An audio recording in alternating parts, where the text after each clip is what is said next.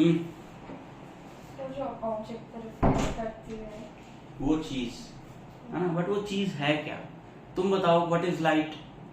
अगर like a kind of चीज reflect करती है और फिर हम उसे देख सकते हैं और उससे बाकी फिनोमेना हो सकता है। सिंपलेस्ट लैंग्वेज में अगर हम लोग बात करें तो हम ये बोल सकते हैं क्या कि light is a form of energy.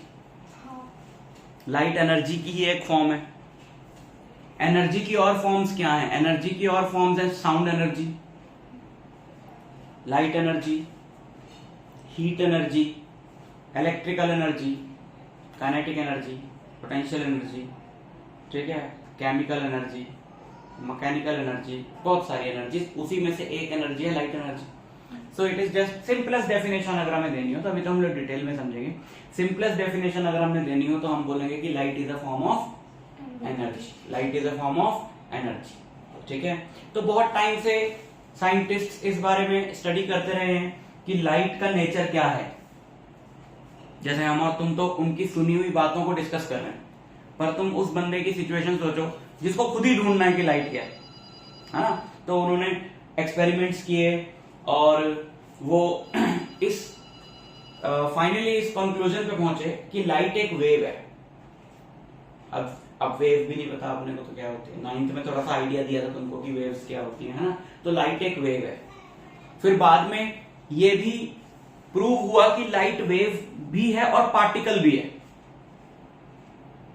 जैसे ये पेन को क्या बोलोगे कि ये वेव है कि पार्टिकल है? ये पार्टिकल है, ऑब्जेक्ट है ना, वेव तो नहीं है। वेव का मतलब क्या होता है, चलो थोड़ी सी बात करते हैं। वेव का मतलब होता है जब एनर्जी चलती हुई जाती है किसी मीडियम से तो वो उस मीडियम के पार्टिकल्स को डिस्टर्ब करती हुई जाती है।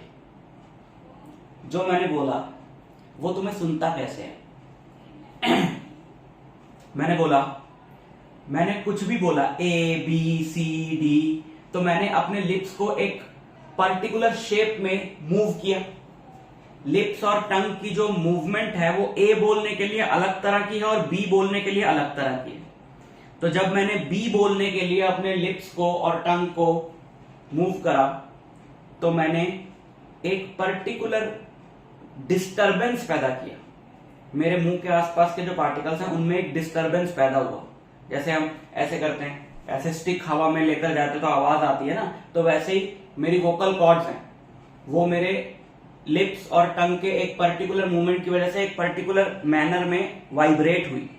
उस वाइब्रेशन से एक डिस्टरबेंस पैदा हुआ हवा के पार्टिकल्स में। वो डिस्टरबेंस आगे बढ़ा, बढ़ते बढ़ते बढ़ते बढ़ते वो तुम्हारे कानों तक पहुंचा। तुम्हारे कानों का जो ईयर ड्रम है वो भी उसी शेप में वाइब्रेट हुआ, तो तुम्हें वही सुना जो मैंने बोला। तो मेरे से तुम्हारे तक जो एनर्जी ही तो गई है, और क्या गया? पार्टिकल तो यहां पहले भी थे लेकिन एक एनर्जी पास होती हुई गई जिसने उन पार्टिकल्स को डिस्टर्ब किया। तो जो एनर्जी ट्रेवल करती हुई जाती है दैट इज कॉल्ड वेव, है ना। तो अब बात समझो। एक तो हमने बोला कि light is a form of energy, दूसरा हम कह रहे हैं लाइट इज अ वेव, मतलब ट्रेवल करती हुई एनर्जी। लाइट और कुछ भी नहीं है, चलती हुई एनर्जी है। अब मैं यहां खड़ा हूं, मेरे अंदर कुछ एनर्जी है, खाना मैंने खाया है उसकी केमिकल एनर्जी है ना। तो पर वो मेरे साथ ही जाएगी ना, मैं जाऊंगा तो मेरे साथ वो केमिकल एनर्जी जाएगी जो मेरी बॉडी के अंदर है।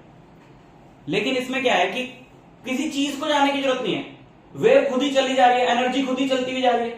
जैसे सन है, सन एनर्जी फेंक रहा है, वो एनर्जी हर डायरेक्शन में जा रही है, उसको लाइट बोल रहे हैं, ठीक है। तो फिर किसी साइंटिस्ट ने ऐसा डिस्कवर किया और प्रूव भी किया इसको कि लाइट वेव नहीं है, पार्टिकल्स हैं। बोलता है लाइट के अंदर छोटे छोटे पार्टिकल्स हैं जिनको बोलते हैं फोटॉन्स। वो इतने छोटे हैं कि वो माइक्रोस्कोप से भी नहीं दिखेंगे। छोटे छोटे पार्टिकल्स हैं, एनर्जी पैकेट्स हैं। एनर्जी के क्या हैं? पैकेट्स हैं। और वो एनर्जी के पैकेट्स फेंक रही है कोई भी चीज जो लाइट इमिट कर रही है। वो एनर्जी के पैकेट्स हमारे यहां तक आते हैं तो हमें लाइट की तरह दिखाई देते हैं, बट वो बेसिकली एनर्जी पैकेट्स हैं। तो कोई साइंटिस्ट बोलता है कि नहीं ये वेव नहीं है, ये पार्टिकल्स हैं। कोई बोलता है नहीं पार्टिकल्स नहीं है, ये क्या है? वेव है। कुछ चीजों को अगर हमें एक्सप्लेन करना है लाइट की, तो हमें मानना पड़ता है कि लाइट वेव है। कुछ चीजों को अगर हमें एक्सप्लेन करना है लाइट की, तो हमें मानना पड़ता है कि लाइट पार्टिकल है। तो 1900 तक सारे साइंटिस्ट इस बात में कंफ्यूज थे कि लाइट को माने क्या, वेव माने या पार्टिकल्स की वो ग्रुप माने कि पार्टिकल्स चलते हुए जा रहे हैं। दोनों बातें ट्रू हैं। फिर उन्होंने डिसाइड किया कि चलो मानते हैं कि लाइट का जो नेचर है ना वो डुअल नेचर है। डुअल समझते हो? दो। तो उन्होंने कहा कि चलो let us assume that light has dual nature, sometimes it behaves as a wave and sometimes as particle. ठीक है, तो अब हम लाइट का डुअल नेचर मानते हैं। बट ये सारी बातें मैंने तुम्हें बताई हैं तुम्हारी एक्स्ट्रा इंफॉर्मेशन के लिए, ताकि तुम्हें और डिटेल में नॉलेज हो साइंस की। ठीक, हम सिर्फ ये माने अगर इस चैप्टर के लिए कि लाइट एक चलती हुई एनर्जी है और वो एनर्जी स्ट्रेट लाइन में चलती है, और लाइट के चलने के पाथ को हम लोग बोलते हैं लाइट रे। समझ गए? लाइट जो है वो एनर्जी स्ट्रेट लाइन में चलती है, लाइट के चलने के पाथ को हम लोग क्या बोलते हैं? लाइट रे। तो हमारा 10th का पूरा लाइट चैप्टर निकल जाएगा अगर हम इतना याद रखें। It is a form of energy, और जब ये चलती है तो स्ट्रेट लाइन में चलती है, और इसके पाथ को क्या बोलते हैं? लाइट रे। बस समझ में आई बात? ठीक है, तो हमें इस चैप्टर के अंदर पढ़नी है लाइट के दो इंपॉर्टेंट फिनोमिना। लाइट के बहुत सारे इंपॉर्टेंट फिनोमिना है कि लाइट ये भी शो करती है, ये भी शो करती है, ये भी शो करती है। चेयर ले आओ। उनमें से बाकी हम हायर क्लासेस में पढ़ेंगे, हमें 2 10th में पढ़ने हैं। ठीक है ना? वो 2 कौन से हैं? थोड़ी सी जगह बना दो, इधर हो जाओ।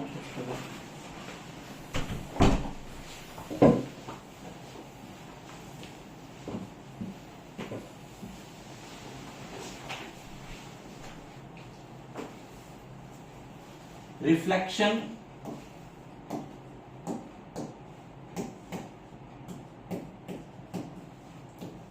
और रिफ्रैक्शन।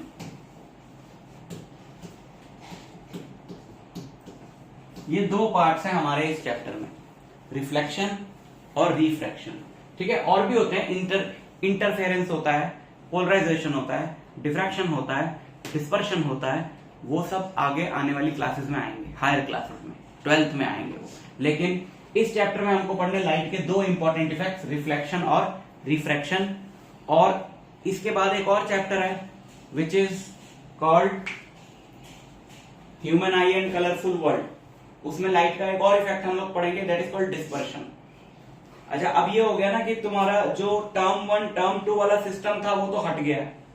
अब तुमको एक ही फाइनल एग्जाम देना है। तो ऐसा पहले टर्म 1 में लाइट था, तो हो सकता है तुम्हारे स्कूल में फिजिक्स में यही चैप्टर स्टार्ट कराया हो, बट वो इसलिए क्योंकि ये टर्म 1 में है। अब तो टर्म 1 टर्म 2 मिक्स हो गया। ठीक है, तो अगर नहीं कराया तो हो सकता है वो इलेक्ट्रिसिटी स्टार्ट करा दें, अब उनकी मर्जी है। बट समर वेकेशन होंगी तुम्हारे स्कूल में कि नहीं होंगी? है ना? ज्यादा नहीं होंगी। तो जैसे समर वेकेशन होती है ना, तो फिर हम स्कूल से आगे निकल जाएंगे, हम कुछ भी करा लें, वो 2-2 3-3 चैप्टर तो मैं करा ही दूंगा। लेकिन अगर लाइट ही चल रहा है स्कूल में भी, फिर तो कोई दिक्कत ही नहीं है। ऐसा नहीं होना चाहिए कि यहाँ लाइट चल रहा है, तुम्हारे स्कूल में इलेक्ट्रिसिटी हो रहा है, फिर तुमको थोड़ी दिक्कत आएगी कि यहाँ का समझें कि वहां का समझें। तो अभी क्योंकि ये न्यूज अभी आई है कुछ दिन पहले कि टर्म सिस्टम खत्म हो गया है, उससे पहले आई थिंक टीचर स्टार्ट करा चुके होंगे, तो लाइट ही चल रहा है ना तुम्हारे स्कूल में भी। ठीक है, तो हम 2 चीजें पढ़ने वाले हैं इसमें, रिफ्लेक्शन और रिफ्रैक्शन। तो रिफ्रैक्शन आने में तो समय है अभी, क्योंकि यही बहुत बड़ा टॉपिक है। तो हम लोग एंटायरली फोकस करने वाले हैं रिफ्लेक्शन के ऊपर। तो हमारा जो मेन टॉपिक रहेगा आज की क्लास में वो सिर्फ रिफ्लेक्शन रहेगा। ठीक है, तो रिफ्लेक्शन को हम अच्छे से समझ लें। रिफ्लेक्शन क्या होता है कि जैसे कोई भी रिफ्लेक्टिंग सरफेस होता है। अब सवाल है कि रिफ्लेक्टिंग सरफेस क्या होता है। जैसे ये रिफ्लेक्टिंग सरफेस है, मैं बताता हूं क्या होता है। जैसे ये रिफ्लेक्टिंग सरफेस है, पहले तो हम समझें कि रिफ्लेक्टिंग सरफेस क्या होता है। इस रूम में कोई रिफ्लेक्टिंग सरफेस है? मिरर। तुमको नहीं पता था, बाकियों को। रिफ्लेक्टिंग सरफेस का मतलब पता है? जिससे लाइट लाइक बाउंस बैक होके रिफ्लेक्ट कर सकते। हाँ वो रिफ्लेक्टिव मिरर होगा ये हाँ है, हाँ बताता हूँ। देखो जैसे हम जैसे मैंने ये वॉल है, ठीक है, इस वॉल पे मैंने बॉल फेंकी, क्या होगा उस बॉल का? बाउंस होके वापस आएगी, लेकिन एक पर्टिकुलर मैनर में वापस आएगी। जैसे सोचो, इमेजिन करो कि मैं यहां खड़ा होके और ऐसे बॉल मारता हूं, ऐसे उस वॉल पे, तो कोई बता सकता है कि दीवार से टकराने के बाद उस बॉल का पाथ क्या होगा? है ना, इधर। सिंपल सी बात है। जैसे ये दीवार है, ये दीवार है, इस पे ऐसे बॉल मारी तो वो बॉल ऐसे आई, और ऐसे मारी तो उधर ही उसी ये ऐसे वापस, ठीक है। तो ये तो क्लियर है। बस फिर लाइट के बारे में अपन को रिफ्लेक्शन के बारे में कुछ सीखने की जरूरत ही नहीं है, क्योंकि जैसे बॉल रिफ्लेक्ट हो रही है वॉल से, वैसे ही लाइट रिफ्लेक्ट होगी, सेम रूल्स फॉलो करते हुए। बट डिफरेंस सिर्फ इतना है कि बॉल तो कहीं से भी हो जाएगी। बॉल को मैं इस दीवार पे मारूं या मैं उस शीशे पे मारूं, आराम से टूट जाएगा नहीं तो, या मैं ये लकड़ी पे मारूं या मैं इस खोपड़े पे मारूं, ठीक है, वो वही रूल फॉलो करते रिफ्लेक्ट होगी। कोई ऐसा सरफेस है जहां से तुम्हें लगता है कि नहीं बॉल रिफ्लेक्ट नहीं होगी? पानी, है ना। क्ले, कीचड़ में, यहां कीचड़ है, बॉल मारो, बॉल नहीं वापस आएगी, क्या आएगा वापस उछल के? कीचड़ आएगा मुंह पे, ठीक है। तो हमने जब बोला कि बॉल तो किसी भी सरफेस से रिफ्लेक्ट हो जाएगी, तो वो तो इस रूम के पॉइंट ऑफ व्यू से बोला ना। बट ऐसे सरफेसेस हैं, कपड़े पे मारो तो नहीं होगी। तो यार दुनिया में हजारों तरह की चीजें, हजारों तरह के मटेरियल हैं। ये बहुत ही ऑब्वियस बात है, इसमें बताने की जरूरत ही नहीं है कि अगर एक चीज का बिहेवियर एक सरफेस को लेकर कुछ और है, तो दूसरे सरफेस को लेकर कुछ और हो सकता है। इसी तरीके से जो बॉल का वॉल के साथ बिहेवियर है, रिजिड वॉल के साथ रिफ्लेक्ट होने वाला, वो लाइट का रिफ्लेक्टिंग सरफेस के साथ है।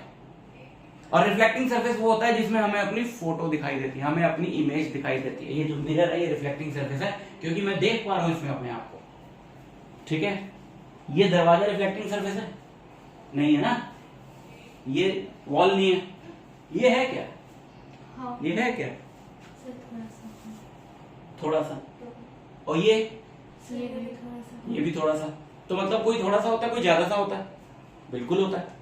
कोई सरफेस ऐसा भी तो हो सकता है कि अब जैसे ये फर्श है, इस पे मैंने बॉल मारी तो बॉल काफी ऊपर तक आए। कोई सरफेस ऐसा हो सकता है ना कि उस पर मैं बॉल मारूं तो बॉल ना ही तो दब जाए, ना ही इतना ऊपर तक आए, थोड़ा कम ऊपर तक आए, थोड़ा सॉफ्ट सरफेस है ना। जैसे मैट पड़ा है रबर का, इस मैट को बिछा के इस पे बॉल मारूंगा तो ना तो दबेगी इसमें और इतना ऊपर नहीं आएगी, क्योंकि ये ज्यादा रिजिड सरफेस है। समझ रहे हो? इसी तरीके से कुछ सरफेस है जो लाइट को पूरी तरह से रिफ्लेक्ट कर देते हैं, और कुछ सरफेस है जो बिल्कुल नहीं करते, और कुछ सरफेस है जो थोड़ा करते हैं थोड़ा नहीं करते हैं। तो आप बता दो तीनों तरह के सरफेस इस रूम में कौन सा ऐसा सरफेस है जो पूरी तरह से रिफ्लेक्ट कर रहा है लाइट को? मिरर। कौन सा ऐसा सरफेस है जो बिल्कुल नहीं कर रहा?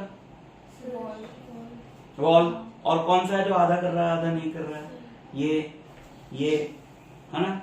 बट इस चैप्टर में अगर हम रिफ्लेक्शन की बात कर रहे हैं तो हमारा मतलब है ऐसा सरफेस जो लाइट को पूरी तरह से रिफ्लेक्ट बैक कर देता है। समझ में आई बात?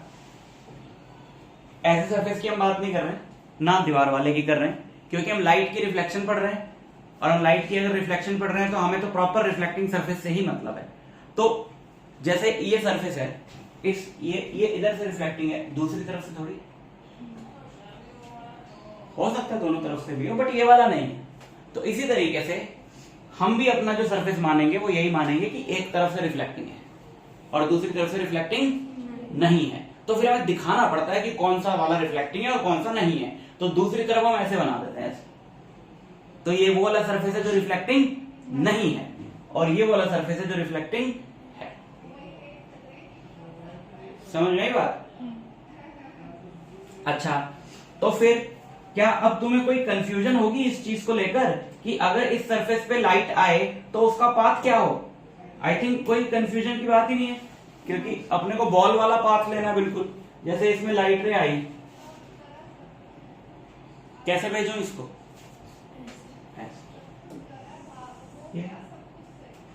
ठीक, समझ में आई बात? तो इनका हमने नाम रखा हुआ है इसका,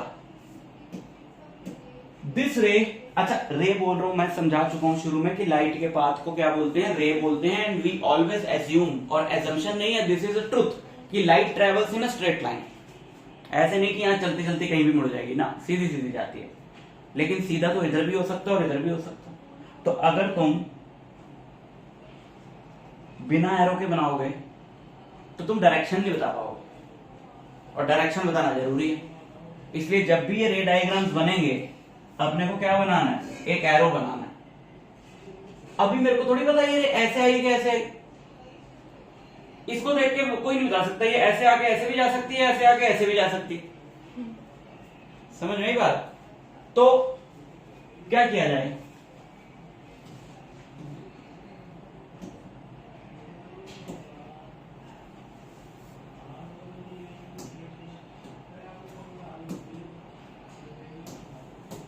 ये ठीक है ना? ऐसे आई और ऐसे चली गई। ठीक, तो एक लाइन जो ये जो आई है रिफ्लेक्टिंग सरफेस पे जो फॉल करी है अभी, इसका नाम हमने क्या रखा है? इसका नाम हमने रखा है incident ray.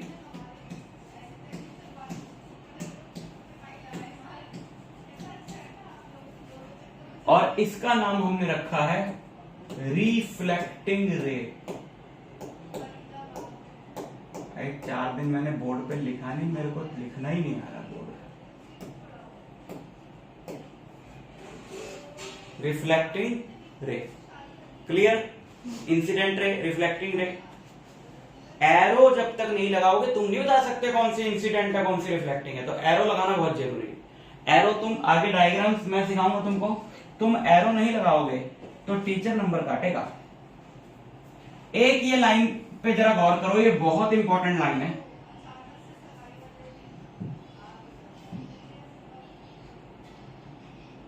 At the point of intersection, इसको बोलते हैं पॉइंट ऑफ इंटरसेक्शन, जहां पर हिट करी है रिफ्लेक्टिंग सरफेस को रे। This point P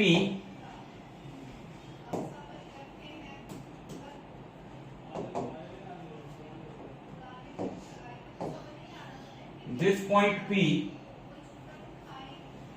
is the point of intersection। इस पॉइंट पे रिफ्लेक्टिंग सरफेस पे परपेंडिकुलर ड्रॉ करो। परपेंडिकुलर समझ तो 90 डिग्री का, तो ये रहा ना रिफ्लेक्टिंग सरफेस, तो इस पे परपेंडिकुलर ड्रॉ करा। ये ऐसा नहीं कि कहीं भी कि यहां ड्रॉ कर दो यहां ड्रॉ कर दो, नहीं, जहां पर ये हिट कर रही है रिफ्लेक्टिंग सरफेस को वहां पे परपेंडिकुलर ड्रॉ करा। And this perpendicular is called normal. इसका हमने नाम रखा है नॉर्मल। तो 3 लाइनों के बारे में तुमको अच्छे से पता होना चाहिए, इंसिडेंट रे, रिफ्लेक्टिंग रे और नॉर्मल। इंसिडेंट रे, रिफ्लेक्टिंग रे और नॉर्मल। क्लियर हो गई ये तीनों लाइंस? तो अब दो टर्म्स और समझो। ये वाला जो एंगल है ना, इसको हम आई से डिनोट करने वाले हैं। ये कौन सा एंगल है? जो इंसिडेंट रे और नॉर्मल के बीच का एंगल है, angle between incident ray and normal. This is called angle of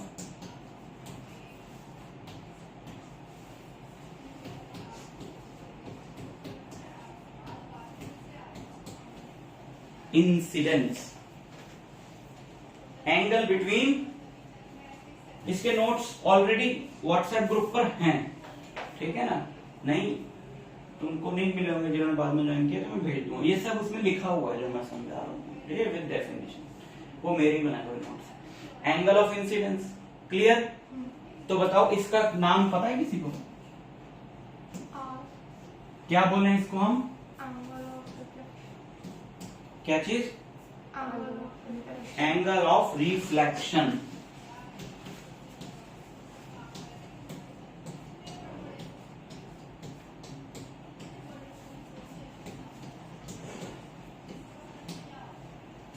angle of reflection, ठीक है, क्लियर। तो अब हो गई अपने पास 5 टर्म। जिसको ये पांचों के बारे में जिसको बिल्कुल क्लियर है उसको कोई दिक्कत नहीं आने वाली लाइट में। इंसिडेंट रे, रिफ्लेक्टेड रे, नॉर्मल, एंगल ऑफ इंसिडेंस और एंगल ऑफ रिफ्लेक्शन, और इनके हमने साइन भी फिक्स करे हुए हैं। ये नहीं कि कभी उसको तुम आई ले लो, उसको ए ले लो, उसको बी ले लो, नहीं एक्स ले लो, वाई ले लो, हमने फिक्स करा हुआ है। एंगल ऑफ इंसिडेंस को क्या लेना है हमने, आई, और आई, और एंगल ऑफ रिफ्लेक्शन को आर। क्लियर है बिल्कुल, कोई दिक्कत तो नहीं यहां तक, ठीक। तो हम पढ़ेंगे laws of reflection.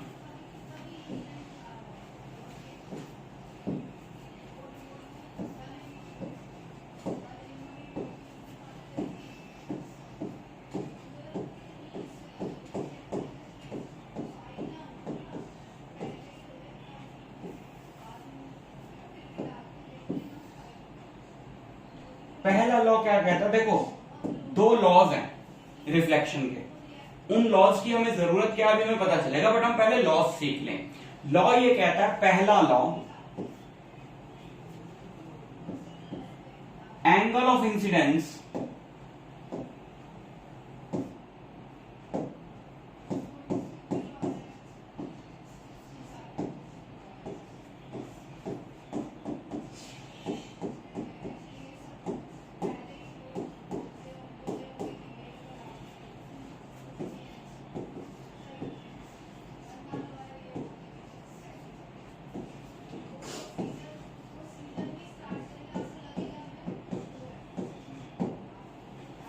Angle of incidence equal to angle of reflection, first law, very important. अभी जो हमने फिगर बनाई, ये रहे 2 एंगल्स, ये दोनों हमेशा बराबर होंगे।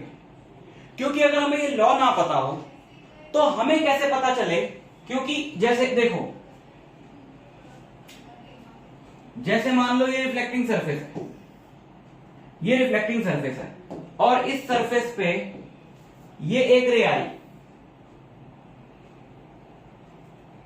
अब तुमने कहा कि ठीक है हम इसको बॉल के बाउंस से कंपेयर कर लेते हैं, तो ये ऐसे जाएगी।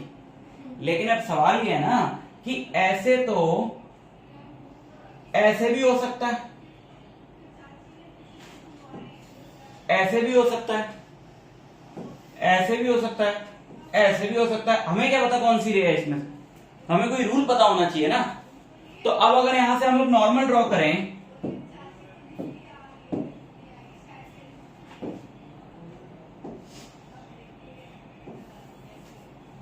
अगर हम यहां से नॉर्मल ड्रॉ करें, ये रहा नॉर्मल, तो ये वाला एंगल तो अपने को पता है ना कि क्या है, ये एंगल तो अपने को पता है क्या है, आई। तो फिर जितना भी ये एंगल है, मान लो 30 डिग्री, 35 डिग्री, जो भी ये एंगल है, तो ये 30 है,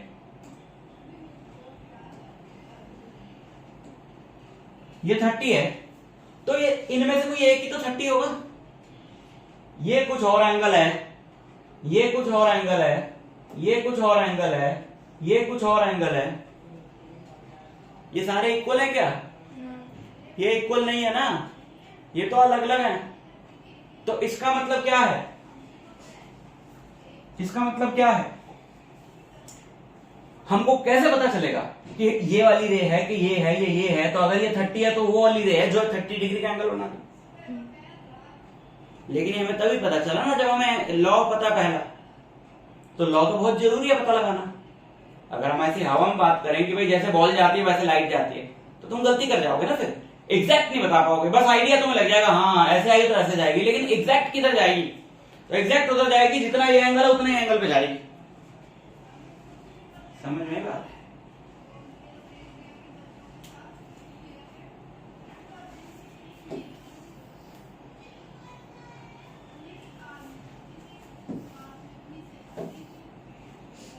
समझ में आई बात? तो देखो मैं तुमको ना कुछ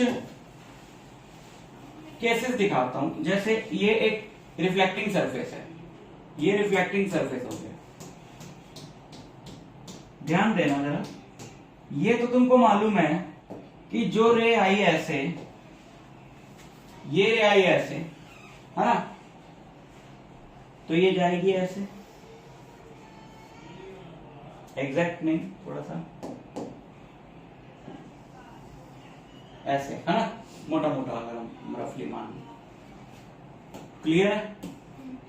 तो इसका ये हो गया नॉर्मल,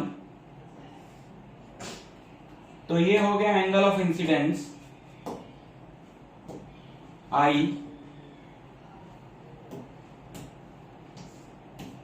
और ये हो गया आर, है ना, कि ये 30 डिग्री है तो वो भी 30 डिग्री है, ये 60 डिग्री है तो वो भी 60 डिग्री है।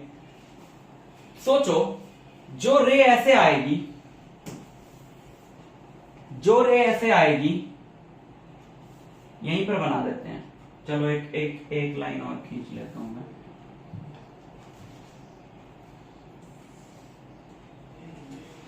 बड़ा इंपॉर्टेंट केस है ये, बच्चों को इसमें कंफ्यूजन नहीं होती, जो टेढ़ी आ रही है वो तो ऐसे जाएगी जाएगी। ये बताओ जो रे ऐसे आई,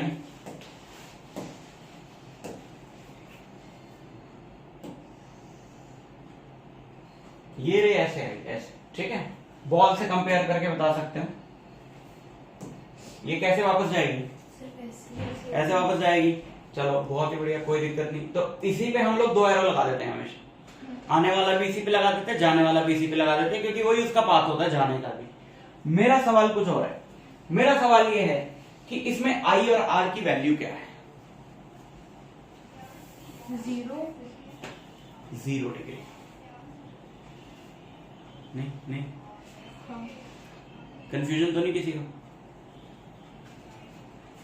एंगल ही नहीं बना तो एंगल एग्जिस्ट ही नहीं करेगा ना। हाँ, एग्जिस्ट नहीं करता ना, उस केस में एंगल होता है बट 0 डिग्री होता है। हाँ सर जरूरी है कि अगर वो 30 डिग्री हो तो वो भी 30 डिग्री हो? कौन सा? ये दोनों? Yes. यही तो लॉ है, लॉ पढ़ो। और लॉ क्या है? यही तो लॉ है। सर अलाइन नहीं होगा ना? नहीं हो सकता, यही लॉ है, और ये बहुत इंपॉर्टेंट लॉ है, और ये हर जगह वैलिड है, कहीं पर भी इसकी कोई एक्सेप्शन नहीं। ठीक, सो देखो यही नॉर्मल है ना, यही नॉर्मल हो गया। तो इसी लाइन के साथ इसका एंगल कितना हो गया? 0 डिग्री, और वापसी भी 0 डिग्री। तो ये केस बड़ा इंपॉर्टेंट है, इसको याद रखना। मतलब 1 मार्कर में भी पूछ लेते हैं कि बताओ इस वाले केस में एंगल ऑफ इंसिडेंस क्या है, एंगल ऑफ रिफ्लेक्शन क्या है। बच्चे 90 डिग्री लिखाते हैं, ठीक है, बट ऑब्वियसली 90 डिग्री नहीं है, क्योंकि हम सरफेस से थोड़ी लेते हैं एंगल, हम तो नॉर्मल से लेते हैं। क्लियर? ये फर्स्ट लॉ है। सेकंड लॉ क्या है?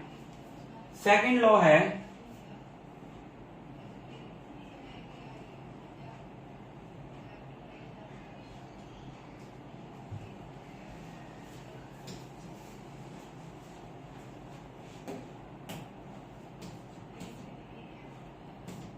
Incident ray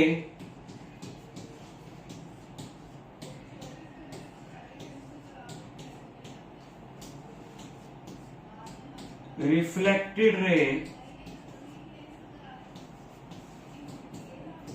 and normal all lie in the same plane.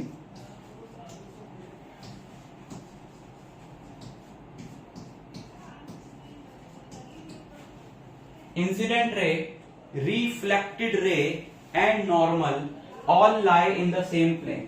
Incident ray, reflected ray and normal all lie in the same plane. ठीक है, क्या मतलब है इसका? मतलब ये है कि जैसे फ्लैट सरफेस है, प्लेन सरफेस है, फ्लैट, इस फ्लैट सरफेस पे प्लेन समझते हो? प्लेन, ये जो वर्ड है प्लेन, फ्लैट सरफेस, ये फर्श एक प्लेन है, छत एक प्लेन है, वॉल एक प्लेन है, मैं प्लेन नहीं हूं, 3D ऑब्जेक्ट हूं, है ना। ये बोर्ड का सरफेस एक प्लेन है, पर ये पूरा बोर्ड अपने आप में प्लेन नहीं, सर्कल एक प्लेन है, स्फीयर एक प्लेन नहीं है। Triangle is a plane, cone is not a plane. समझ रहे हो? 2D जो है, तो वही वाला प्लेन वर्ड है। तो क्या करा है, incident ray, reflected ray and normal, ये जो तीनों लाइंस हैं ये सेम प्लेन में होती हैं। मतलब जैसे ये प्लेन सरफेस है, एक लाइन, दो लाइन, तीन लाइन, ये तीनों लाइन इसी सरफेस में। ऐसा भी हो सकता था, जो कि नहीं है, ऐसा हो सकता था कि ये लाइन ऐसे होती, ये लाइन ऐसे होती और ये ऐसे होती। नहीं है, ये लाइन ऐसे होती, ये ऐसे होती, हो सकता है नॉर्मल ऐसे होता, पर नहीं है। सब कुछ इसी प्लेन में हो रहा है। Incident ray, reflected ray and normal all lie in the same plane. समझ में आया? Incident ray, reflected ray and normal all lie in the same plane. Clear है? ये दोनों लॉज, ये तो तुमको बस एक बार लर्न कर लेना, समझ लेना, रख लेना, बात खत्म हो जाती है। ये अपने को यूज करना है वो जगह पे रे डायग्राम बनाते हुए। ठीक है, तो अब रे डायग्राम्स क्या होते हैं? अब देखो, जैसे मैं खड़ा हूं मिरर में, तो मिरर में जो मैं हूं वो मैं नहीं हूं, क्योंकि मैं तो बाहर हूं। वो कौन है फिर? रिफ्लेक्शन। कौन है जो शीशे में नजर आ रहा है? कौन है? कौन? रिफ्लेक्शन है। रिफ्लेक्शन तो इसको बोलते हैं, ये जो ऐसे करके जा रहा है, वो कौन है जो शीशे में खड़ा है? इमेज। इमेज, वो मेरी इमेज है। अब हम ये सीखने वाले हैं कि इमेज कैसे बनती है। फिजिक्स क्या, ये लाइट चैप्टर क्या है, ये रूल है कि जैसे एक बंदे ने शीशा देखा, उन्हें सोचा बैठ के कि यार ये सब रैंडमली हो रहा है, या इसको समझाया जा सकता है कि ये कितनी दूर बनती है, ये कितनी बड़ी बनती है, इसके पीछे के क्या रूल्स हैं, क्या साइंस है, क्या फिजिक्स है। तो वही हमने समझना है। तो एक तो ये क्लियर है ना कि जितनी दूर ऑब्जेक्ट होता है, इमेज भी उतनी दूर होती है, और जितना बड़ा ऑब्जेक्ट होता है, इमेज भी उतनी बड़ी होती है। हाँ, सर जैसे अगर मिरर इमेज है तो कैमरा भी इमेज होगा क्या? मिरर इमेज नहीं है, मिरर में जो दिख रहा है वो इमेज है। तो सर मिरर तो मिरर। और सर कैमरा? कैमरा में जो बनती है वो पूछो कि कैमरा से जो बनती है, दैट इज ऑल्सो इमेज। जहां पर भी मैं आ गया अपने अलावा, फोटो, कैमरा, मिरर, वो इमेज है।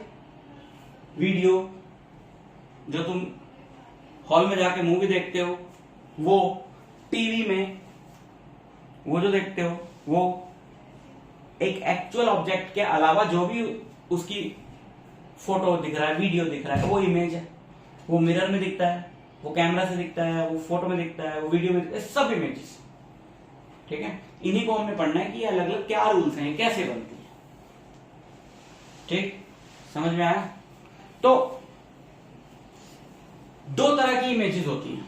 बहुत सही क्वेश्चन तुमने उठाया, क्योंकि अब हमको बात समझ में आ गई। दो तरह की इमेजेस होती हैं, रियल इमेज और वर्चुअल इमेज। रियल का मतलब तुम जानती होगी क्या होता है, वर्चुअल का मतलब होता है नकली, जो है ही नहीं। देखो, फोटोग्राफ है जो मेरी, वो मैं नहीं हूं, है ना? वो मैं नहीं हूं, मैं तो बाहर हूं, मैं तो ये रहा, वो फोटोग्राफ में मैं नहीं हूं।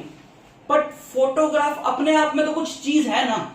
मैं तो कह सकता हूं मेरी फोटोग्राफ, वो अपने आप में एक एंटिटी है ना। सिनेमा हॉल पे सामने पर्दे पे शाहरुख खान नहीं है असली, लेकिन वो क्या है, वो उसका वीडियो है, वो उसकी इमेज है ना वो चीज। लेकिन मिरर में जो है, इसको क्या बोलोगे, ये तो है ही नहीं। मैं गया, वो भी क्या, वो तो है ही नहीं, ये नकली है, ये झूठ है। इसको ले जा सकते हो कोई? नहीं ले जा सकते ना, ये नकली है। इसको बोलते हैं वर्चुअल इमेज।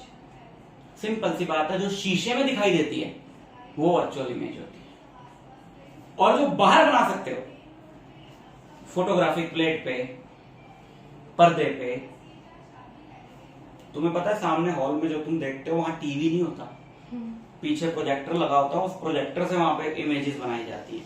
तो वो जो किसी स्क्रीन पे जिसको हम ऑब्टेन कर सकें वो रियल है।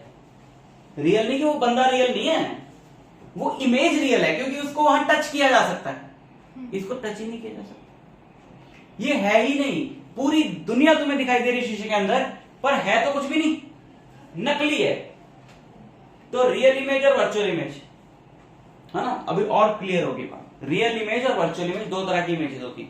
इन दोनों तरह की इमेजेस के बनने में एक मेजर डिफरेंस होता है। सबसे पहले तो ये दोनों इमेज बनती कैसे है? इमेज तब बनती है जब किसी भी रिफ्लेक्टिंग सरफेस से लाइट रेस टकरा के किसी जगह पर मिल जाए। तुम्हें क्या लगता है कि जैसे कोई ऑब्जेक्ट है, उससे एक ही रे निकल रही है कि बहुत सारी रेज निकल रही है? अब पहली बात तो यह है कि क्या ऑब्जेक्ट्स लाइट छोड़ते भी हैं, है ना? मैं लाइट छोड़ता हूं? नहीं, मैं लाइट तो नहीं छोड़ता हूं, पर मैं लाइट रिफ्लेक्ट करता हूं। मैं रिफ्लेक्टिंग सरफेस तो नहीं हूं। तो रिफ्लेक्टिंग सरफेस अगर कोई ना भी हो तो भी वो लाइट रिफ्लेक्ट करता है, लेकिन एक पर्टिकुलर कलर की करता है। समझ नहीं बात? जैसे ये तो चलो व्हाइट हो गया, कोई पर्टिकुलर कलर, जैसे ये है ना, चलो इसको लेते हैं, ये मेरा, अच्छा ये तो नहीं, ये पिंक है ना? तो कोई भी पर्टिकुलर कलर उस कलर का क्यों होता है? कोई भी ऑब्जेक्ट उस कलर का क्यों होता है? और मिरर किसी कलर का नहीं होता। मिरर के सामने तो जो रख दो वैसा ही उसका वही चीज दिखाता है ना, वो तो कलर भी नहीं बोलेंगे उसको। तो मैं ये थोड़ी बोलूंगा कि मैं मिरर के सामने आ गया तो मिरर व्हाइट कलर का हो गया, नहीं, मेरी इमेज दिख रही है तो मिरर का तो कोई कलर ही नहीं। लेकिन ऑब्जेक्ट का तो कलर है। ऑब्जेक्ट का कलर क्यों होता है? क्योंकि इस पे लाइट गिर रही है। कौन सी? ये ट्यूबलाइट, इस पे लाइट गिर रही है, ये सारी एब्जॉर्ब कर लेता है, पिंक रिफ्लेक्ट कर देता है। बात समझो, ये सारी एब्जॉर्ब कर लेता है, पिंक कलर की लाइट रिफ्लेक्ट कर देता है, इसलिए ये पिंक दिखता है। इसमें इस पे व्हाइट लाइट पड़ी, व्हाइट लाइट मतलब सारे कलर्स का combination, white is the mixture of all colours. इसमें व्हाइट लाइट पड़ी, इसने सब एब्जॉर्ब कर ली, पिंक रिफ्लेक्ट कर दी। तो तुम्हारी आंखों पे जो इसने इस पे लाइट आई सारी, लेकिन रिफ्लेक्ट होकर जो तुम्हारी आंखों पे आई वो कौन सा कलर? तो तुम्हें तो पिंक दिखेगा नहीं। हालांकि ये पिंक नहीं है, बाकी सब कुछ है। पिंक तो छोड़ दिया ना इसने, बाकी सब रख लिए, तो ये पिंक ही नहीं है। पिंकी नहीं, पिंक ही, ठीक है?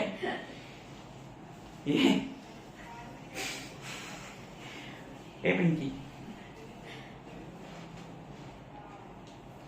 तो ये पिंक नहीं है। मतलब बड़ा बड़ा बड़ा इंटरेस्टिंग सेंटेंस है कि चीजें जिस कलर की होती हैं उसकी नहीं दिखती, बाकी सबकी दिखती है। ये पिंक नहीं है, बाकी सब है, इसलिए पिंक है। क्योंकि हमारी आंखों में से जो रिफ्लेक्ट होता है वो तो पिंक, जो इससे रिफ्लेक्ट होके आया हमें तो वो दिखता है, इसलिए पिंक दिखता है। तो जबकि पिंक इसने छोड़ दिया, बोला पिंक नहीं रखूंगा मैं, लेकिन पिंक दिख रहा है, ठीक है? तो इसलिए कोई पर्टिकुलर कलर दिखता है। जो भी तुम्हें आसपास कलर दिख रहे हैं, ब्लू दिख रहा है, वो पिंक दिख रहा है, ब्राउन दिख रहा है, ये जो भी दिख रहा है, पता नहीं क्या नाम है इस गंदे से कलर का, ये येलो है, ठीक है?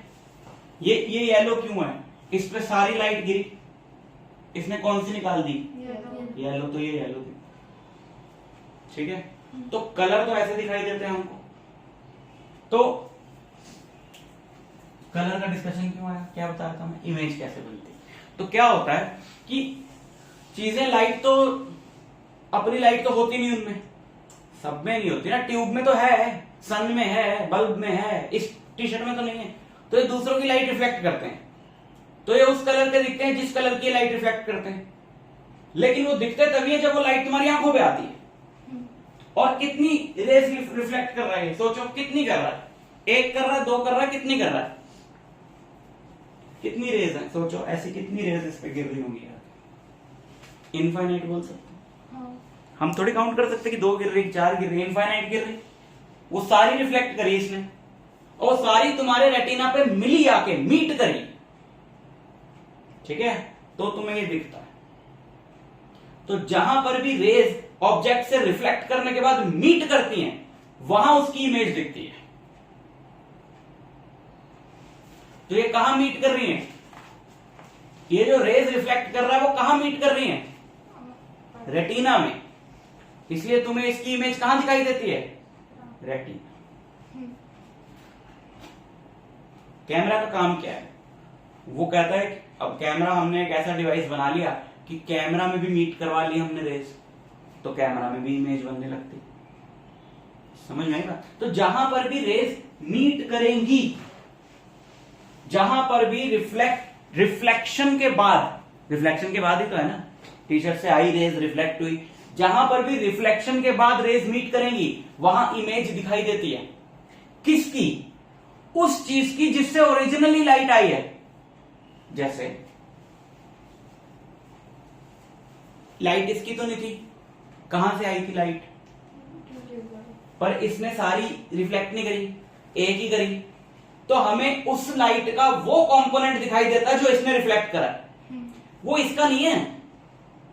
समझ रहे हो? इसमें तो हमने ऐसे केमिकल्स डाल दिए इसको बनाते हुए कि एक पर्टिकुलर कलर रिफ्लेक्ट करे, लेकिन कर तो उसी का है। और सोचो अगर ये उसके सारे कलर रिफ्लेक्ट कर दे तो ये वही दिखेगा, मतलब उसी कलर का दिखेगा। समझ रहे हो? हाँ। तो मिरर में क्या होता है कि जैसे मेरे से लाइट निकली, वो मेरी लाइट नहीं है, मेरे पे गिरी कहीं से आके, वहां से लाइट आई मेरे पे गिरी और वहां गई और उसने सारी वापस फेंक दी, तो सारी की सारी लाइट मेरी आंखों में मीट कर गई रेटिना में आके। लेकिन वो लाइट आई कहां से थी? अल्टीमेटली मेरी बॉडी से ही आई थी ना। तो मुझे रेटिना में क्या दिखाई देगा? खुद की बॉडी। ये तो सारी कर रहा है ना, ये सारी करता तो इसमें भी वो दिखाई देता, यही तो कह रहा हूं। पर ये सारी नहीं कर रहा। हाँ सर, अगर हम लाइक पूरे रूम में से लाइट बंद कर दे, हाँ, बट सर हमें ये तब भी दिखेगा जबकि लाइट नहीं रिफ्लेक्ट होगा। नहीं दिखेगा, यही तो पॉइंट है। अब ये कलर है पिंक, क्योंकि तुमने इसको देखा था जब लाइट जल रही थी। समझ में आई बात? इसलिए तुम्हें आइडिया है कि ये पिंक है, प्लस इसकी रोशनी है अभी, इसके अंदर एलईडी बल्ब्स लगे भाई, इसकी तो लाइट है अपनी। इसको भी बंद कर दूं तो तब बता सकते हो कि ये पिंक है? हो सकता है वो सामने वाले घर में लाइट जल रही है, मून भी है, ना के बराबर लाइट है, बट मान लो मून भी नहीं है, मान लो वो भी गया, सब लाइट्स बंद हो गई, फिर बता सकते हो इसका कलर क्या है? नहीं बता सकते ना। तब तुम्हें अपनी इमेज दिखेगी क्या शीशे में? नहीं दिखेगी ना। हम तो ऐसा मान के बैठ गए हैं, कि भाई अंधेरा है तो कैसे दिखेगी, but that is not the scientific reason ना। क्योंकि हम बचपन से जानते हैं अंधेरे में तो दिखती नहीं है चीजें। क्यों नहीं दिखती? क्योंकि चीजें लाइट रिफ्लेक्ट करती है तब दिखती हैं, और अंधेरा मतलब क्या? उनके पास रिफ्लेक्ट करने की लाइट ही नहीं है, तो वो नहीं दिखेंगी, सच में नहीं दिखेंगी। ठीक है? तो लाइट रिफ्लेक्ट करती है तो दिखती है, जब उसके पास लाइट होती ही नहीं तो वो नहीं दिखेगी। लाइट की एक प्रॉपर्टी है कि लाइट खुद नहीं दिखती। तुम्हें अगर ऐसा लग रहा हो कि तुम्हें रोशनी दिख रही है तो गलत है। एक एक्स्ट्रा चीज मैं तुमको बता, लाइट नहीं दिखती। लाइट जब किसी ऑब्जेक्ट को हिट करती है तो ऑब्जेक्ट दिखता है। बताओ तुम्हें लाइट दिख रही है इस रूम में? तुम कहोगे कि थोड़ा रोशनी तो है ना, लेकिन यहाँ पे टाइनी पार्टिकल्स हैं, ऑक्सीजन के मॉलिक्यूल्स हैं, नाइट्रोजन के मॉलिक्यूल्स हैं, इसलिए और रोशनी दिख रही है, क्योंकि वो भी तो ऑब्जेक्ट है। उसे हटा दो इस रूम से, ऑक्सीजन हटा दो, नाइट्रोजन हटा दो, पहले हमें भी निकाल लो, लेकिन हम बेहोश होकर मर जाएंगे। ऑक्सीजन हटा दो, नाइट्रोजन हटा दो, मतलब एटमॉस्फेयर हटा दो इस रूम से, फिर जितनी मर्जी ट्यूब जला लो, रोशनी नहीं होने वाली इस कमरे में। समझ रहे हो? ये मत समझना इसका कोई रोल है इसमें, इसका कोई रोल नहीं है। रोल है इस रूम में जो हवा है उसका। तो रोशनी नहीं दिखती, लाइट नहीं दिखती, जब वो किसी ऑब्जेक्ट पे पड़ती है तो वो ऑब्जेक्ट दिखता है। मैं तुम्हें एक बहुत बढ़िया एग्जांपल देता हूं।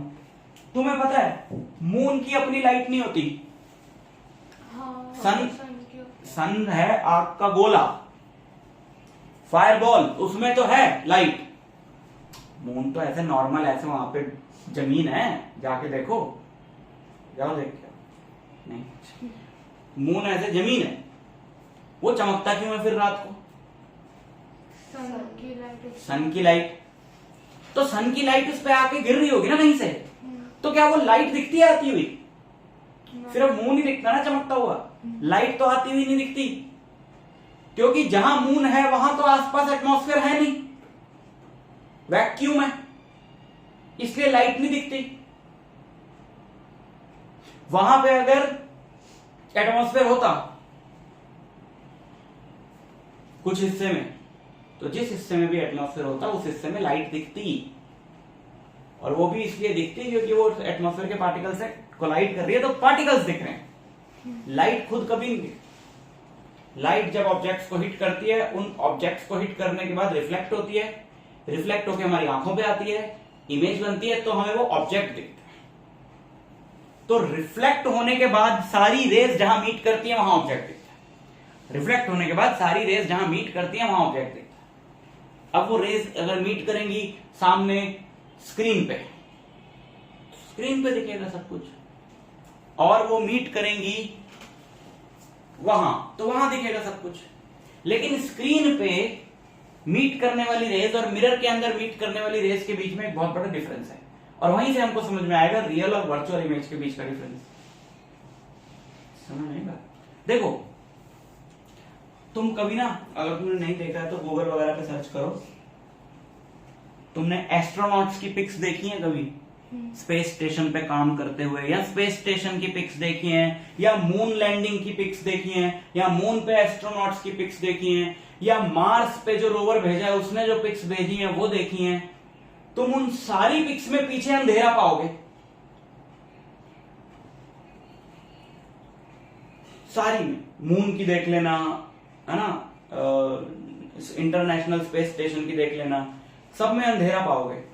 तो क्या वो सारी रात को खींची गई है? नहीं, ऊपर रोशनी होती नहीं। अर्थ पे एटमॉस्फेयर है, और वो एटमॉस्फेयर की जो, अगर हम देखें हाइट कितनी है, 20-25 किलोमीटर के बाद वो बहुत थिन हो जाता है। तो जैसे ही तुम 20-25 किलोमीटर ऊपर जाओगे, जो कि बहुत कम है, 20-25 किलोमीटर ऊपर जाओगे, कमर्शियल फ्लाइट्स जो है एरोप्लेन 10-12 किलोमीटर की हाइट पे तो वो उड़ लेते हैं, तो उतना ही और ऊपर जाओगे तो अंधेरा होना शुरू हो जाएगा।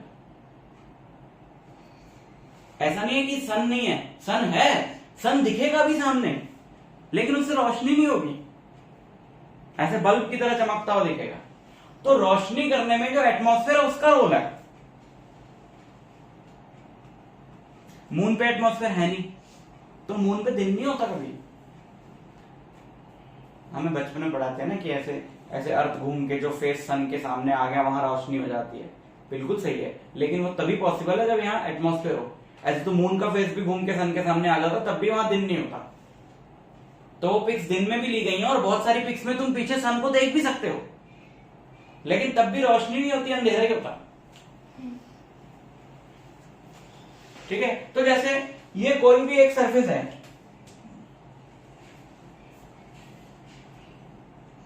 ये सरफेस है, रिफ्लेक्टिंग सरफेस, ठीक है।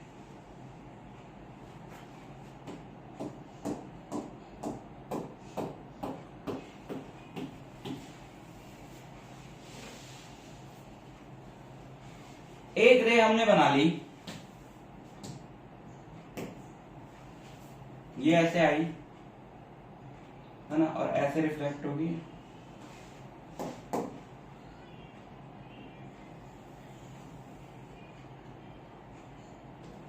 ठीक, किसी ऑब्जेक्ट से आ रही है ना, और एक रे ऐसे आ रही है उसी ऑब्जेक्ट से, ये कैसे रिफ्लेक्ट होगी? ये ऐसे रिफ्लेक्ट होगी,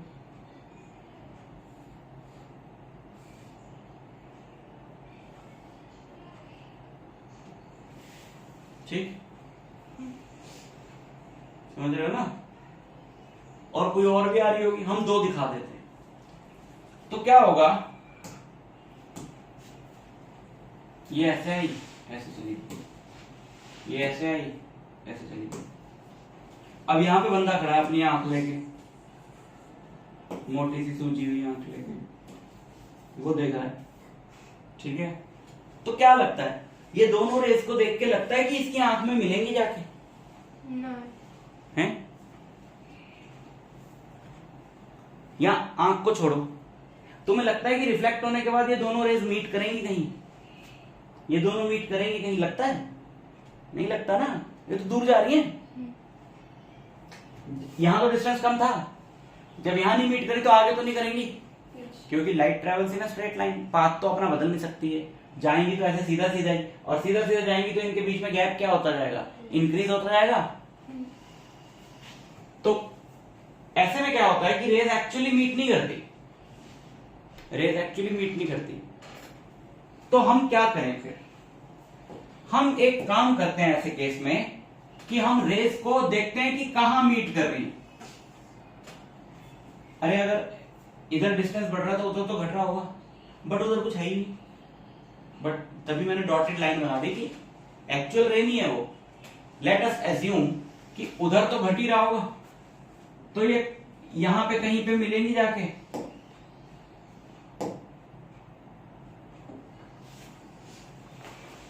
सीधी सीधी बनाऊंगा तो यहां मिलेंगी कहीं जाके, यहां मिलेंगी ना। तो ये जहां से भी आ रही है, वो जो भी ऑब्जेक्ट है, वो जो भी ऑब्जेक्ट था, मान लो ये ऑब्जेक्ट था, वो ऑब्जेक्ट इस बंदे को यहां दिखाई देगा। नहीं समझ में आएगा, थोड़ा सिंप्लीफाई करें। नहीं समझ में आ रही कि समझ आ रही बात? सर लाइक वहां पर तो कुछ देख नहीं सकते ना। वहां पर देख सकते हैं ना, देखो रुको, तो ऑब्जेक्ट डिस्टेंस बढ़ जाएगा, दूर दिखेगी। देखो देखो थोड़ा सा इसको सिंप्लीफाई करते हैं, फिर मैं दोबारा बनाऊंगा इसको इस तरह से भी।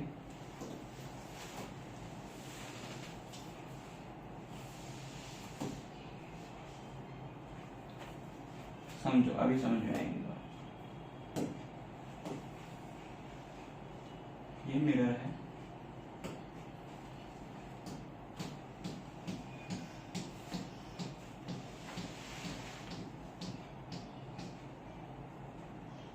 ये मिरर है, ठीक है। अच्छा, there is one very important line which is called principal axis, उसके बारे में भी समझिए।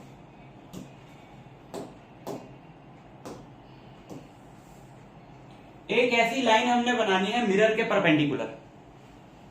हाँ ठीक है, नॉर्मल भी होता है, लेकिन नॉर्मल तो वहीं बनता है ना जहां इंसिडेंट रे है ना, जहां पे हिट करती है मिरर को, उसकी बात नहीं कर रहा हूं। अभी हमने इंसिडेंट रे बनाई नहीं, ठीक सेंटर से, मिरर के ठीक सेंटर से मिरर के परपेंडिकुलर एक लाइन बना, ठीक है, and that line is called principal axis. इसका एक बहुत बड़ा सिग्निफिकेंस है रे डायग्राम्स के अंदर, इसको बोलते हैं प्रिंसिपल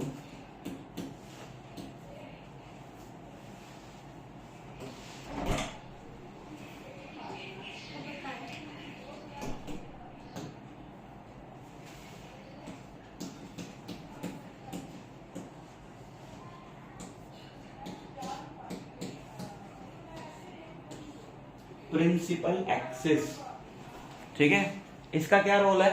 देखो, हम ऑब्जेक्ट बनाएंगे, इमेज बनाएंगे, रे डायग्राम के अंदर हम ऑब्जेक्ट रखेंगे कि ये रहा जी मिरर के सामने ऑब्जेक्ट पड़ा है, और फिर हम दिखाएंगे कि उसकी इमेज कहां बनती है। तो उस ऑब्जेक्ट को कहीं रखना है हमको, तो ऑब्जेक्ट भी इमेज भी हमारे कहां से शुरू होंगे? प्रिंसिपल एक्सिस से। ऐसे हवा में टिका के तो हम नहीं रखेंगे, हालांकि 12th में हम इतना डिटेल में नहीं जाते हैं, बट तुम्हारे लिए काम आसान करने के लिए एक लाइन दी गई है which is called principal axis, कि बेटा अपना जो भी ऑब्जेक्ट है ना इस पे रखना। जैसे ये हमारा ऑब्जेक्ट है,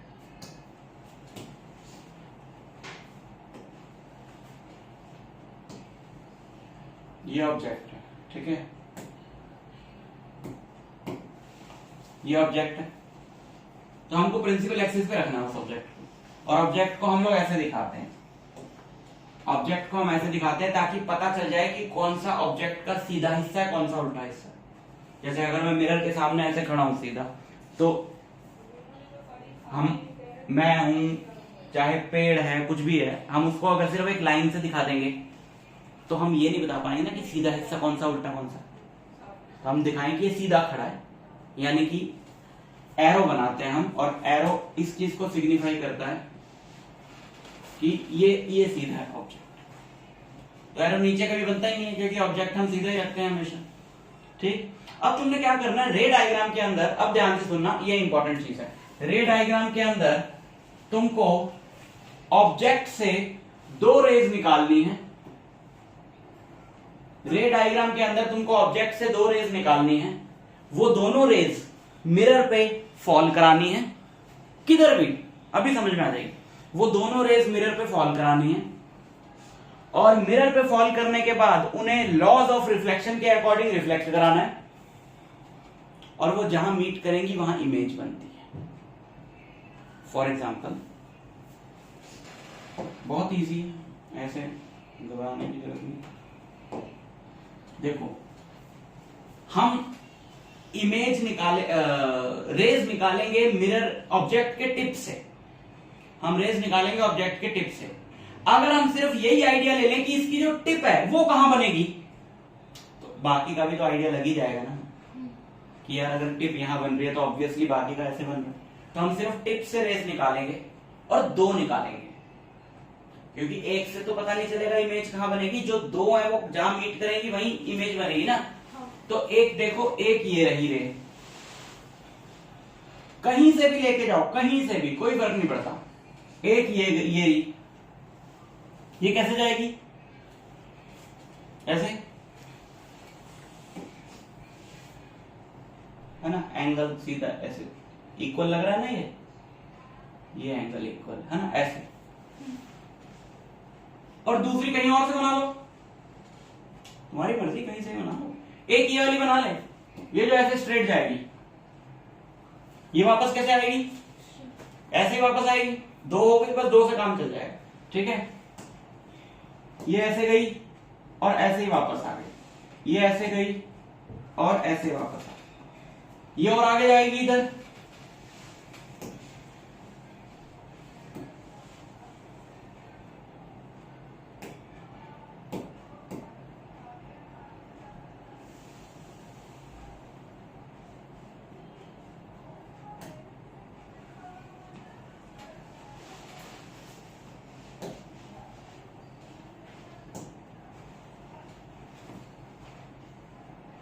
है ना, क्लियर है।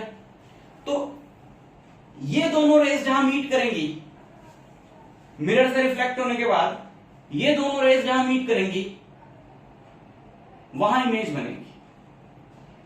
तो क्या ये इधर मीट करेंगी, क्या ये इस तरफ मीट करेंगी, नहीं करेंगी ना,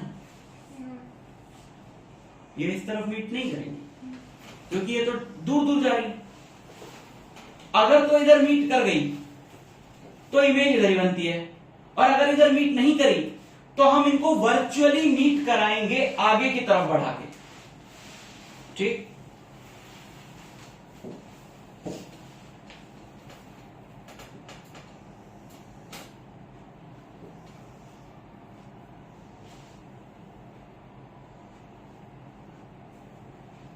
ये वाली ना थोड़ी सी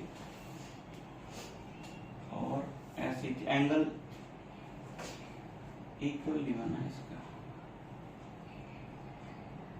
ये एंगल ऐसे इक्वल है।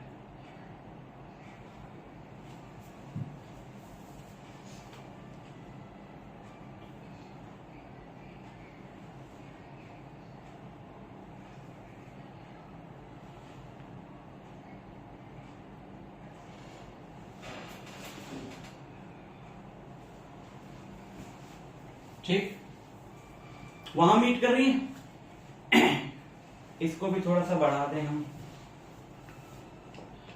प्रिंसिपल एक्सिस को अपने, वहां मीट कर रही है। तो जहां मीट करती हुई अपीयर हो,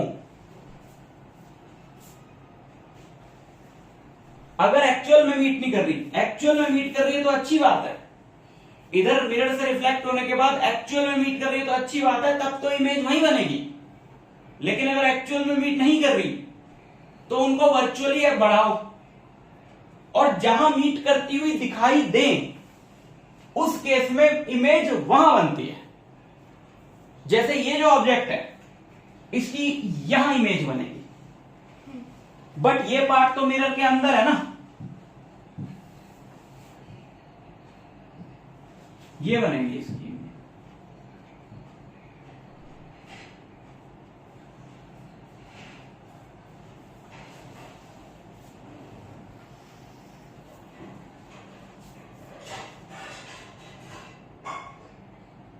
ये बनेगी इसकी।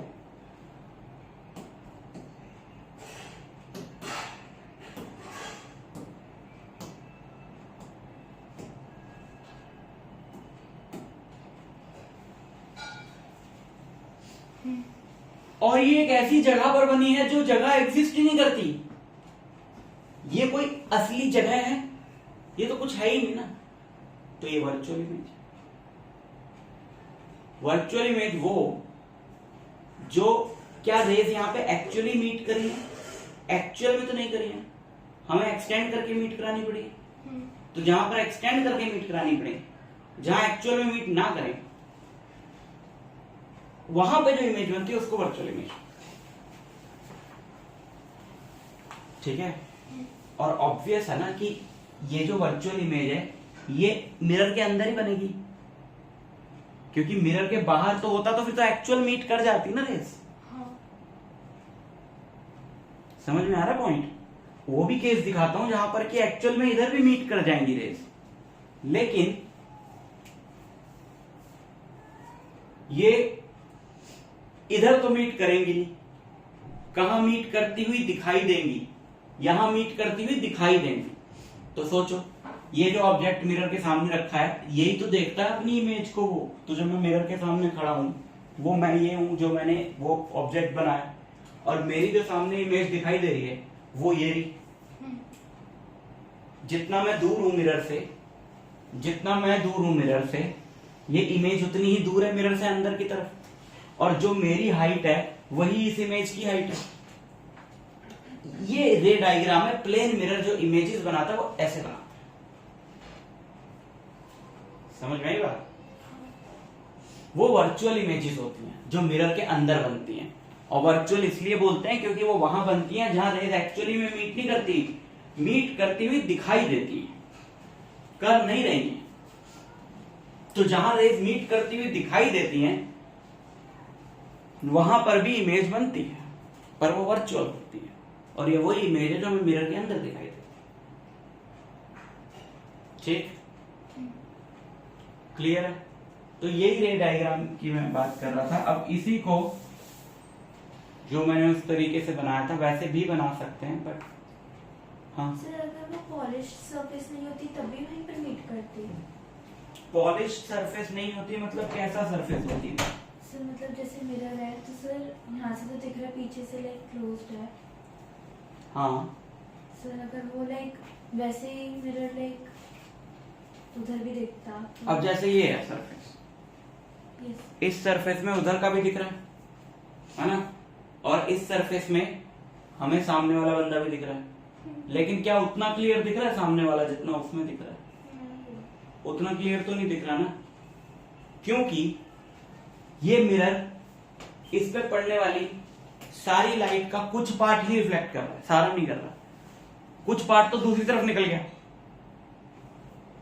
कुछ पार्ट दूसरी तरफ निकला, उधर चला गया, उधर जो ऑब्जेक्ट है उनसे टकराई और वापस आई, फिर वो वापस हमारी आंखों पे आया तो हमें उधर वाले ऑब्जेक्ट भी दिख रहे हैं, प्लस लाइट का कुछ पार्ट यहीं से वापस आ गया, तो इसलिए मैं खुद को भी देख पा रहा हूं। कुछ पार्ट लाइट की इंटेंसिटी पे डिपेंड करता है कि इमेज कितनी शार्प होगी और क्लियर होगी। जितनी ज्यादा लाइट रिफ्लेक्ट होके आएगी हमारी आंखों पे उतनी ज्यादा हमें शार्प इमेज दिखाई देगी। यहां पे सारी आई नहीं रही, आधी आ रही है तो हमें ब्लर सी इमेज दिखाई दे रही है, लेकिन जो दिखाई दे रही है जितना पार्ट, जितने पार्ट की वजह से दिखाई दे रही है, वो पार्ट को अगर एक्सप्लेन करना तो उसकी एक्सप्लेनेशन यही है।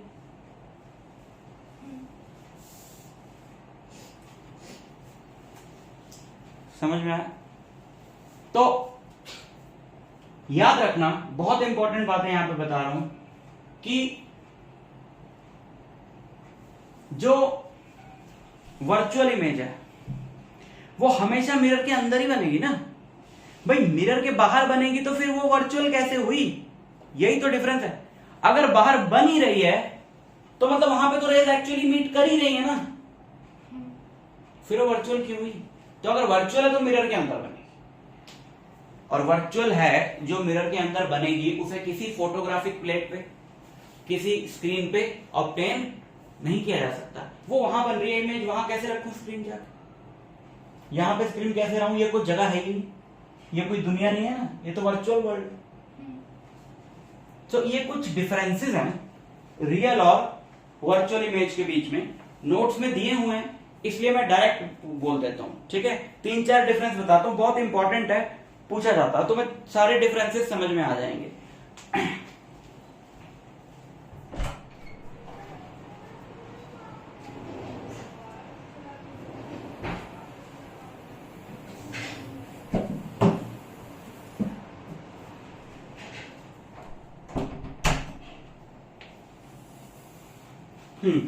तो रियल और वर्चुअल इमेजेस के बीच में फर्स्ट डिफरेंस कि real image is formed where rays actually meet after reflection from the mirror, clear? And virtual image is formed where rays appear to meet. ये एक्चुअली मीट कर रही है क्या? इसे बोलते हैं अपीयर टू मीट, मीट करती हुई दिखना, एक्चुअल में नहीं कर रही। तो पहला डिफरेंस तो ये है कि real image is formed where rays actually meet after reflection from mirror, and virtual image is formed where rays appear to meet after reflection from mirror, clear? Second difference क्या है? सेकंड डिफरेंस है real images can be obtained on a screen, virtual images can not be obtained on a. तीसरा difference क्या है? Real image is always formed outside the mirror and virtual image is always formed behind the mirror. Fourth difference क्या है कि real image, virtual image तुम्हें दिख रही है तो पहले इसकी बात कर लेता हूं। Virtual image is always erect, erect समझते हो? सीधी, ऑलवेज। भी तुम मिरर के अंदर जब अपने आप को देखते हो सीधे खड़े तो अंदर भी सीधे ही दिखते हो कि उल्टे दिखते हो? सीधे दिखते हो। तो virtual image is always erect. बच्चे कहते हैं सर डिफरेंस मैं भूल गया कि रियल इरेक्ट होती है कि वर्चुअल इरेक्ट होती है। साइंस में कोई चीज ऐसी होती नहीं जो भूली जाए। ये कोई भूलने वाली बात है कि मिरर में तुम खुद को सीधा देख पाते हो कि उल्टा देख पाते? अगर कोई बच्चा इतनी सी बात कह रहा है कि सर मैं भूल गया कि रियल उल्टी होती है कि वर्चुअल उल्टी होती है कि रियल सीधी होती है, ऑब्वियसली उसको समझ ही नहीं आया कि रियल और वर्चुअल इमेज है ना। पॉइंट सिर्फ इतना नहीं है कि वो ये पार्ट भूल गया। अगर उसे समझ में आ गया कि रियल और वर्चुअल इमेज क्या होती है तो वो ये तो भूलने वाली बात ही नहीं है। तो virtual image is always erect and real image is always inverted. ये बात तुम्हें नहीं पता होगी, ये भी तुम्हें पता चलेगी कि जो रियल इमेज है जो किसी स्क्रीन पे बनती है वो उल्टी होती है हमेशा। तुम्हें बात नहीं पता होगी, but real images are always inverted. मालूम है? नहीं मालूम ना। स्क्रीन पे तुम देखते हो सिनेमा हॉल में उल्टे दिखते हैं वो? नहीं ना, पर वो बनते उल्टे ही हैं। अब यहां तो प्रोजेक्टर को उल्टा रख दो पीछे, है ना? प्रोजेक्टर को उल्टा रखने से क्या हो जाता है? सीधा दिखेगा फिर। ठीक है, ऐसा कर सकते हैं। ऐसे प्रोजेक्टर्स आते हैं जिनको ऑब्वियसली पूरा उठा के उल्टा करने की जरूरत नहीं, उनके आगे जो पैनल लगा है, जो लाइट फेंक रहा है, उसको पूरा 360 डिग्री पे घुमाया जा सकता है। समझ रहे हो? कैमरा जो बनाते हैं सब उल्टा होता है, पर उन्होंने अंदर सेटिंग ऐसी करी हुई कि हमें सीधा दिखे, बट वो बनती उल्टी है। हमारा रेटिना भी एक स्क्रीन है, आंखों के पीछे एक लेयर है, वो स्क्रीन है। वहां पे तो रेज एक्चुअली में मीट कर रही है ना, जो ऑब्जेक्ट से रेज आ रही है वो वहां मीट कर रही है आंख के अंदर, तो वो भी रियल इमेज है। तो जितनी भी चीजें आसपास हैं ये सारी उल्टी दिखती है हमें रेटिना में, पर हमें उल्टी दिखती नहीं। तो आगे का काम होता है हमारे ब्रेन का। हमारा ब्रेन हमारी आंख के रेटिना से ऑप्टिकल नर्व्स कनेक्टेड होती हैं। ऑप्टिकल नर्व्स सिग्नल भेजती हैं ब्रेन को कि ब्रेन भैया रेटिना पे इमेज बन गई है, जरा सीधी करके दिखाओ। तो ब्रेन का काम होता है उसे सीधा करके दिखाना। रेटिना पे तो उल्टी बनती है। याद रखने की जरूरत नहीं पड़ेगी, क्योंकि आगे के जो हम लोग रे डायग्राम्स करने वाले हैं उसमें ये आ ही जाएगा। बट अभी के लिए याद रखो, थोड़ी देर के लिए, कि real images are always inverted, उल्टी बनती है। जो भी स्क्रीन पे इमेज उतारी जा सकती है वो उल्टी बनती है। नेचर के भी अपने खेल हैं, ठीक है। तो virtual images are always erect and real images are always inverted. एक बार 4 डिफरेंसेस हम लोग रिवाइज कर लें इसके, क्योंकि बहुत इंपॉर्टेंट। पहला, real image is formed where rays actually meet after reflection from the mirror, and virtual image is formed where rays appear to meet, ठीक है। दूसरा difference, real images can be obtained on a screen, virtual images can not be obtained on a screen. तीसरा difference, real image is always inverted, virtual image is always erect. चौथा difference, real image is always formed outside the mirror and virtual images are formed inside the mirror, ठीक है। Clear है? तो थोड़े से notes बना लें यहां तक के क्लास के लिए, ताकि तुम्हें साथ साथ याद रहे। लिखो,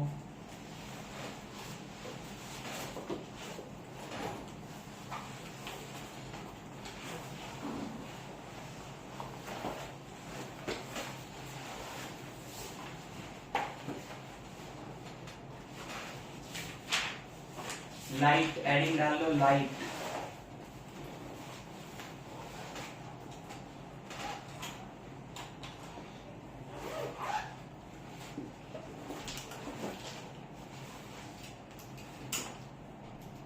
जस्ट थोड़ा रफ आइडिया, ताकि तुम्हें लगे जब तुम क्लास को रिवाइज करो क्या क्या पढ़ा था। नोट्स में तो प्रॉपर लिखा ही हुआ, अपनी प्रिपरेशन तो वहीं से करनी है, लेकिन रिवीजन के लिए बहुत सही रहते हैं ऐसे नोट्स, ठीक है। तो इसमें लिखो, light is a form of energy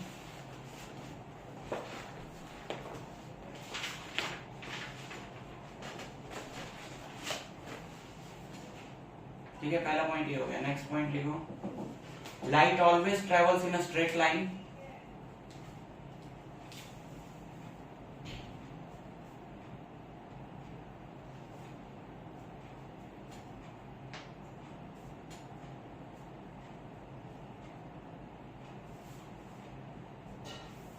third point लिखो, a straight line showing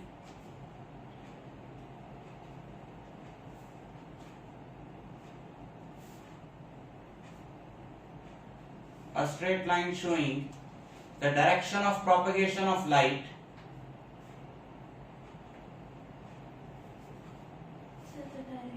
the direction of propagation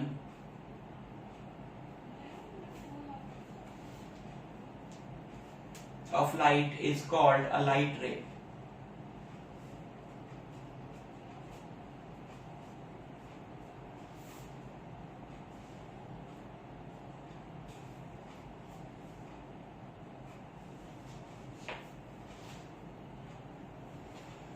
ठीक है। अब हेडिंग डालो, reflection.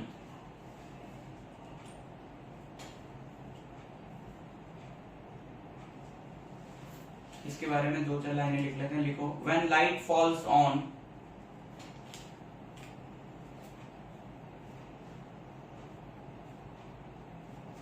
a reflecting surface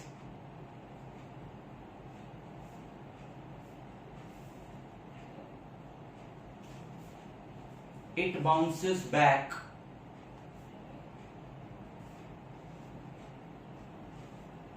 this phenomena is called reflection।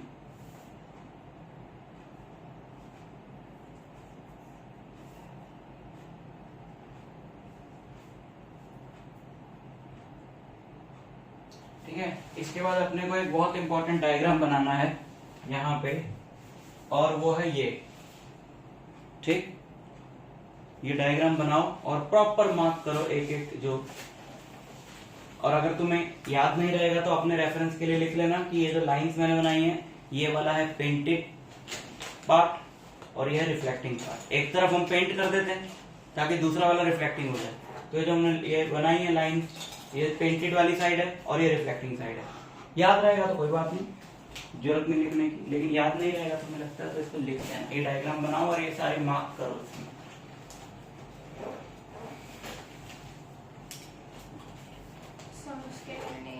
Scale share कर लो,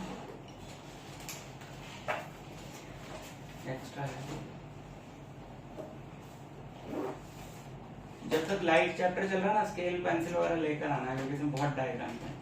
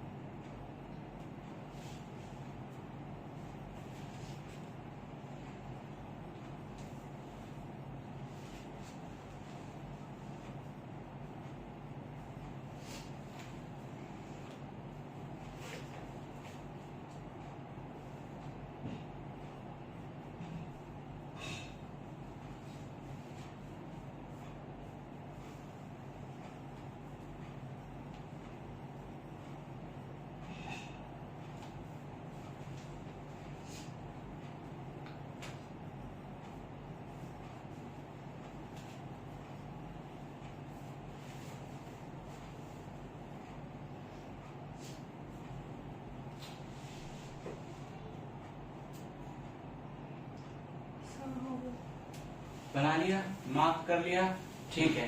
हेडिंग डालो laws of reflection.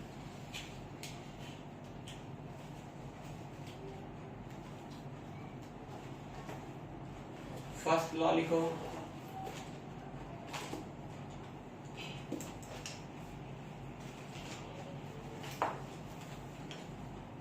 angle of incidence is always equal to the angle of reflection.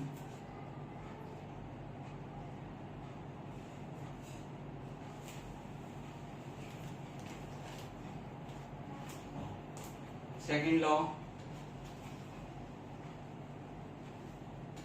incident ray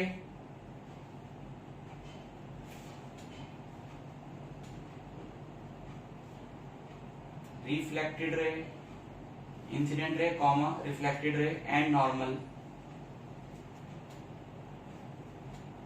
all lie in the same plane.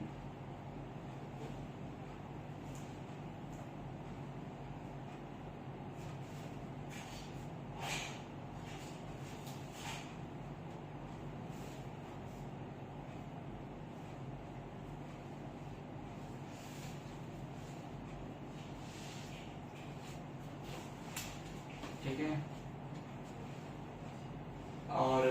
इसके बाद लिखो real and virtual images.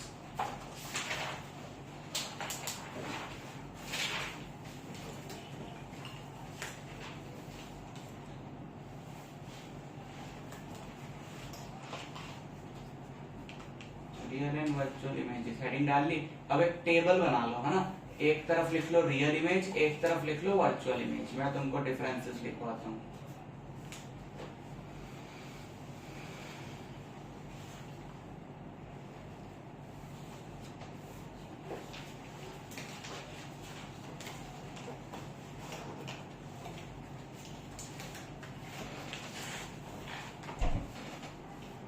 First difference लिखो, real image के अंदर point लिखो। Real image is formed where rays actually meet after reflection from mirror.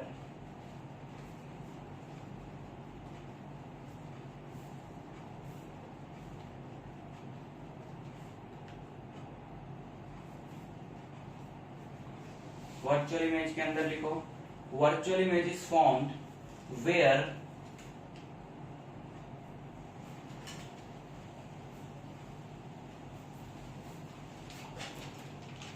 rays appear to meet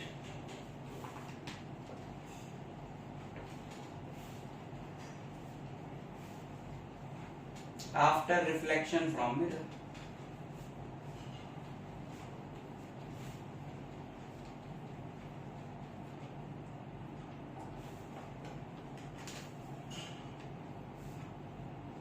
Second point,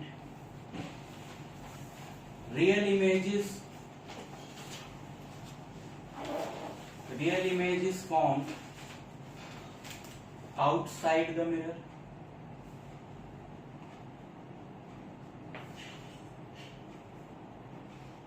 Virtual image is formed inside the mirror या behind the mirror लिख लो। inside तो कुछ होता है, mirror कोई डब्बा नहीं है ना, है ना, inside वर्ड नहीं लिखना चाहिए। Virtual image is formed behind the mirror.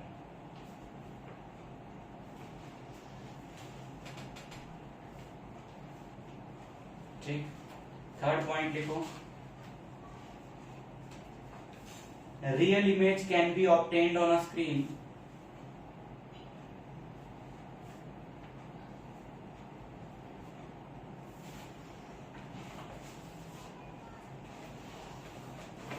real image can be obtained on a screen, virtual image cannot be obtained on a screen.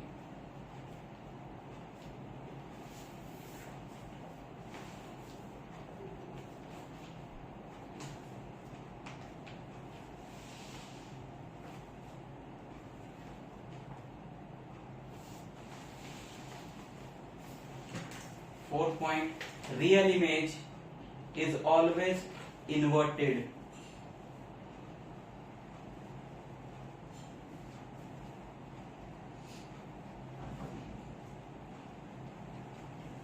Virtual image is always erect.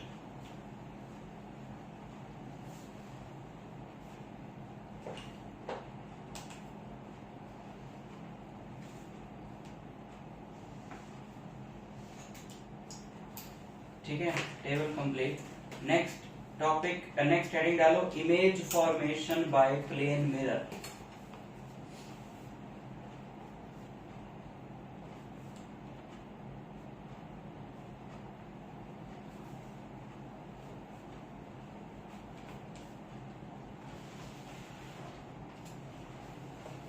अब इसमें अपने को बनाना है, ये बहुत इंपॉर्टेंट रे डायग्राम। ये रे डायग्राम बनाना है, इसमें मार्क भी करना है हमको। कुछ नाम इसके जरूर रखना, ए बी, ठीक है। इमेज को हमने लिख दिया A dash B dash, angle I R. और एक बात का ध्यान रखना, इसको ऐसे ही बनाना कि ये ठीक उतने ही डिस्टेंस पर बने। तो उसका क्या फंडा रहेगा, ध्यान से सुनो, जब तुम रे डायग्राम बनाओ, एग्जाम के लिए भी बता रहा हूं और अभी के लिए भी बता रहा हूं, जब तुम रे डायग्राम बनाओगे तो तुम अपने अंदाजे से ऐसे बनाओगे, है ना। तुमने ये रे बनाई और अपने अंदाजा लिया और ये रे बना दी। अब ऐसे में क्या होगा कि जब तुम इसको आगे बढ़ाओगे,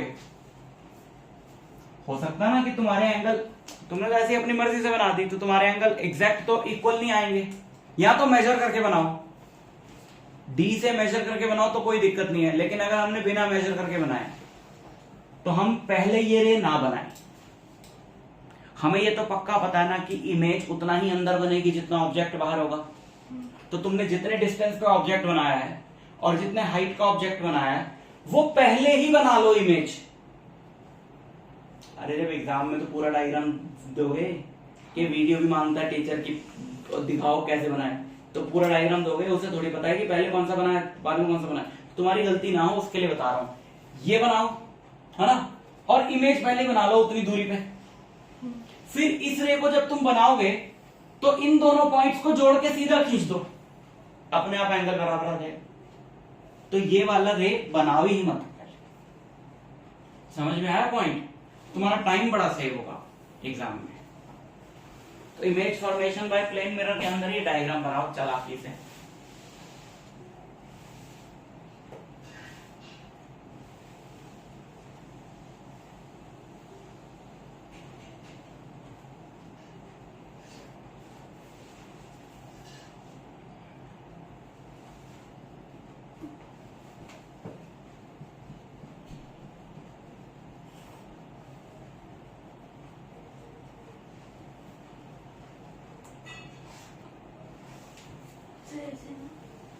पहले ही बना लो, अब बाद में बनाओ रेस।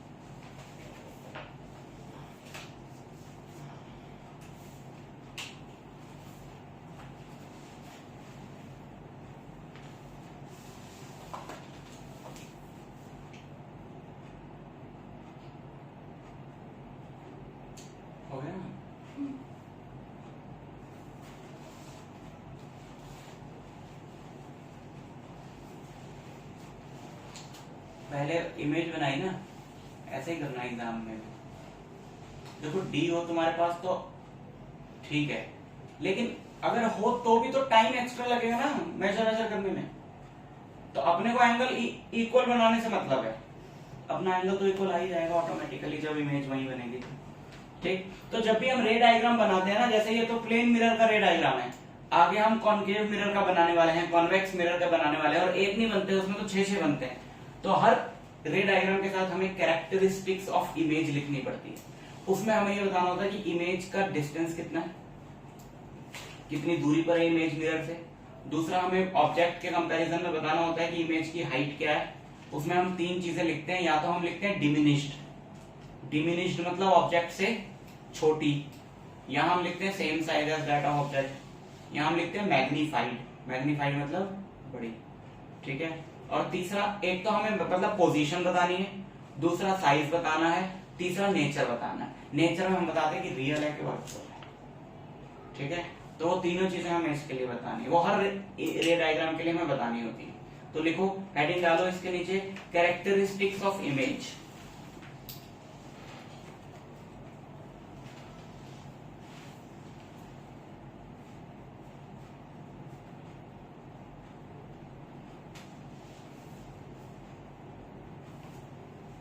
कैरेक्टरिस्टिक्स ऑफ इमेज लिख लिया। पहला लिखो पोजीशन, पोजीशन में लिखो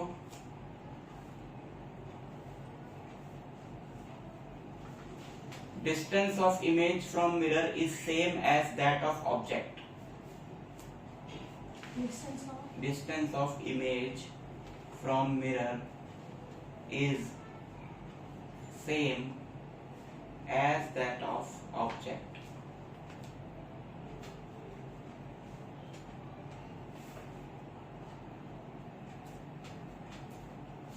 ठीक, सेकंड में लिखो size.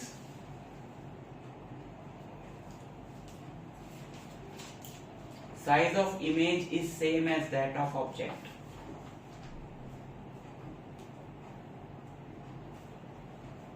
Size of image is same as that of object।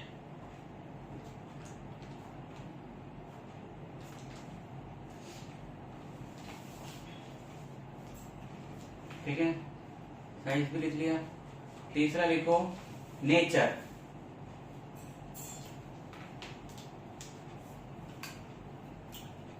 Virtual and erect.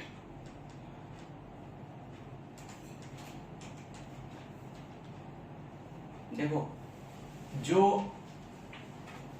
Virtual होगी, अभी बताया ना मैंने तुम्हें, जो इमेज वर्चुअल होगी वो इरेक्ट तो होगी। जो इमेज वर्चुअल होगी वो इरेक्ट तो होगी, और जो रियल होगी वो इन्वर्टेड होगी। तो हम जब भी नेचर लिखते हैं तो हम दोनों चीजें एक साथ लिखते हैं, या तो वर्चुअल एंड इरेक्ट लिखते हैं या रियल एंड इन्वर्टेड लिखते हैं। तो ये तो वर्चुअल एंड इरेक्ट है।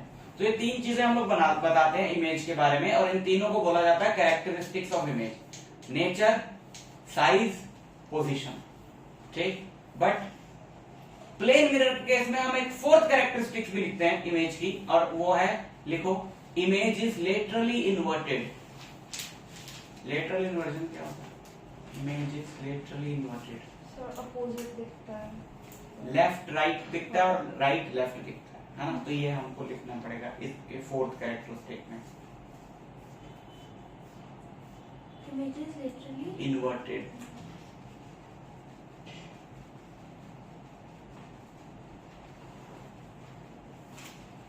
ठीक है, तो ये हमने पढ़ा यहाँ तक के मैंने तुमको नोट्स लिखवा दिए, सब कुछ क्लियर है यहाँ तक जो भी बताया। तो ये है प्लेन मिरर। प्लेन मिरर के बाद हम लोग बात करने वाले हैं स्फेरिकल मिरर्स की, जो तुमने अभी नाम लिया था कॉनकेव और कॉन्वेक्स। ठीक, अच्छा, तो तुम्हें सरफेसेस समझ में आ गए कि कोई भी सरफेस किसी पर्टिकुलर कलर का क्यों होता है, समझ में आ गया अच्छे से कि वो सारे कलर एब्जॉर्ब कर लेता है, वो पर्टिकुलर कलर रिफ्लेक्ट कर देता है, और मिरर सारे ही कर देता है। इसलिए मैं मिरर के सामने खड़ा हूं, मेरी बॉडी से लाइट गई, मिरर पे पड़ी, सारी की सारी वापस मेरी आंखों पे आ गई, तो मुझे तो मैं खुद ही दिखाई दूंगा ना। और ब्लैक कलर की चीज क्या होती है, जो जैसे हमारे बाल हैं, ये टी शर्ट है, ये लोअर है, तो तुम सब ब्लैक पहन के आए हो। अच्छा, तो ये black is not a colour, black is the absence of all colours. समझ रहे? इसने एक भी नहीं रिफ्लेक्ट किया, सारे रख लिए। ब्लैक कलर का मतलब क्या है, जैसे इसमें तो पिंक रिफ्लेक्ट किया, बाकी सारे रख लिए ना। ब्लैक का मतलब क्या है, इसने एक भी रिफ्लेक्ट नहीं किया, सभी रख लिए। तो जब कोई एक भी रिफ्लेक्ट नहीं करता, सारे रख लेता है, तो हमें वो अंधेरा दिखता है। अंधेरा मतलब काले रंग का। अंधेरा अंधेरा क्यों होता है, क्योंकि लाइट ही नहीं है वहां। तो इसने भी कोई लाइट फेंकी नहीं, सभी रख लिया, तो ये ब्लैक दिखेगा। और अंधेरे में ये मिक्स हो जाएगा बीच में। दूसरे कलर तो फिर भी थोड़ा बहुत कंट्रास्ट पता चलेगा कि ये तो मिक्स हो जाएगा, क्योंकि ये अंधेरा है। और व्हाइट का मतलब क्या होता है, white is the presence of all colours. जो सरफेस व्हाइट दिखता है, वो सरफेस सारे कलर रिफ्लेक्ट करता है। मिरर भी सारे करता है।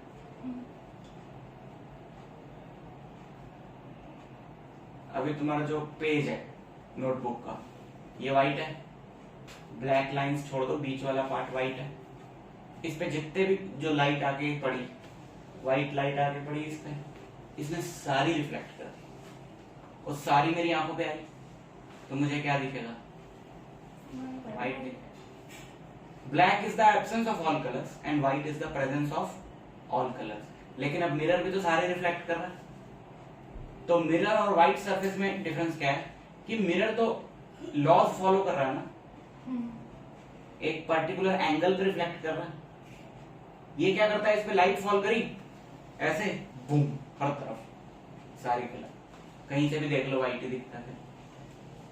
वो तो एक पर्टिकुलर, अब मैं यहाँ पे बैठा हूं, तो मुझे ये जो एलमीरा है, इसका डोर दिखाई दे रहा है मिरर के अंदर, क्योंकि ये एक पर्टिकुलर एंगल पे रिफ्लेक्ट कर रहा है ना। देखो वहां से जो लाइट आई, इमेजिन करो वहां से किसी ने बॉल ऐसे फेंकी होती, तो वो ऐसे आती मेरी आंखों पे, तो मुझे सिर्फ वही पार्ट दिख रहा है जिसकी लाइट ऐसे जाके ऐसे आ रही है। अब मैं इधर हो गया तो मुझे ऑब्वियसली थोड़ा और भी दिख रहा है, क्योंकि अब उधर वाली लाइट भी आ रही है मेरी आंखों, लेकिन सब कुछ नहीं दिख रहा ना, है ना। लाइट तो इस पे इसकी भी फॉल कर रही होगी, पर मुझे स्टैंड नहीं दिख रहा मिरर के अंदर, क्योंकि ये सामने पड़ा है। इसकी लाइट ऐसे आई और वैसे ही वापस चली गई, मेरी आंखों पे तो नहीं आई। मैं वहां पे जाके खड़ा होऊंगा तो मेरी आंखों पे आएगी, तब दिखेगा मुझे। लेकिन अगर ये व्हाइट सरफेस होता, तो ये इसकी लाइट आती, बूम, हर तरफ कोई भी लाइट आई हर तरफ रिफ्लेक्ट। तो वो लॉज के बेसिस पे नहीं करता, ब्लैक कोई भी नहीं करता, व्हाइट सारी करता है, और जो पर्टिकुलर कलर दिखाई दे रहा है मतलब वो उस कलर की करता है। मिरर भी सारी करता है, लेकिन एक पर्टिकुलर एंगल पर। क्लियर?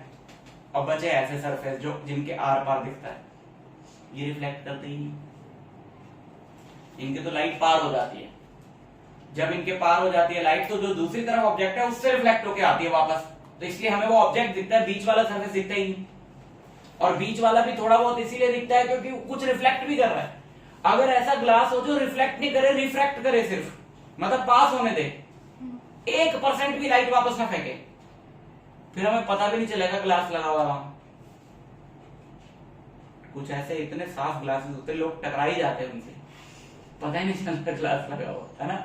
वीडियो वगैरह में देखो, सीसीटीवी के फुटेज वगैरह होते हैं, टूट जाता वो, ऐसे पकड़ के खड़े हो जाते। फिर वो इतने साफ ग्लासेस है। क्यों साफ है? क्योंकि वो बिल्कुल भी रिफ्लेक्ट नहीं कर रहे। यहाँ तो मुझे लग रहा है अच्छा ये बीच में ये ग्लास लगा हुआ है, क्योंकि मैं खुद को देख पा रहा हूँ अपने आप। स्पेक्स है ना ऐसा सरफेस जिसकी मैं बात कर रहा हूँ। स्पेक्स में तो हमें अपनी आंखों की रिफ्लेक्शन दिखाई देती। ये ऐसा सरफेस है जहां ये गंदा साफ करके ऐसा सरफेस बनेगा। ये अभी नहीं है, साफ करके ऐसा सरफेस बनेगा जो बिल्कुल भी रिफ्लेक्ट नहीं कर रहा, सारी की सारी लाइट इसके थ्रू पास हो रही। तो ये डिफरेंट सरफेसेस हैं, ये इनकी प्रॉपर्टीज होती हैं। ठीक, तो हमने जिस तरीके से आज पढ़े हैं plane diagram of plane mirror और रिफ्लेक्शन के बेसिस, अब हम तुमको आइडिया लग गया कि इमेजेस क्या होती हैं, रियल और वर्चुअल क्या होती हैं, है ना, कैसे लॉज क्या होते हैं। तो अब हम करने वाले हैं स्फेरिकल मिरर्स नेक्स्ट क्लास में। ठीक है, आज के लिए अपना इतना ही है, इसको रिवाइज करके आना अगली क्लास में अच्छे से। और नेक्स्ट क्लास में हम लोग मैथ्स भी करने वाले हैं और साइंस भी करेंगे, दोनों चीजें करेंगे। ठीक है, तुम्हारे स्कूल में मैथ्स में वो चैप्टर हुआ होगा लीनियर इक्वेशंस इन टू वेरिएबल्स, अभी स्टार्ट हुआ। सर ग्राफ नहीं समझ आ रहा उसका। हाँ उसी का है ना, स्टार्ट हो गया ना, हम वही चैप्टर स्टार्ट करने वाले हैं। ठीक है, बचे फर्स्ट 2 चैप्टर्स जैसे तुम्हारे बचे है ना, तो हम बाद में मैं तुमको रिवाइज कराऊंगा। अभी सबके साथ वो वाला चैप्टर 3rd चैप्टर हम लोग शुरू करेंगे, तो अपनी तरफ से जितना पढ़ के आ सकते हो उतना पढ़ के आ जाना। कोई भी क्लास में जो टॉपिक हो रहा है अगर तुम उससे पहले पढ़ के जाओ ना तो बहुत अच्छे से क्लास में, चाहे तुमको खुद टॉपिक पढ़ के कुछ ना समझ में आया हो, 10% ही समझ आया हो, लेकिन तुम क्लास में बहुत अच्छा समझ थोड़ा बहुत पढ़ के आ जाए।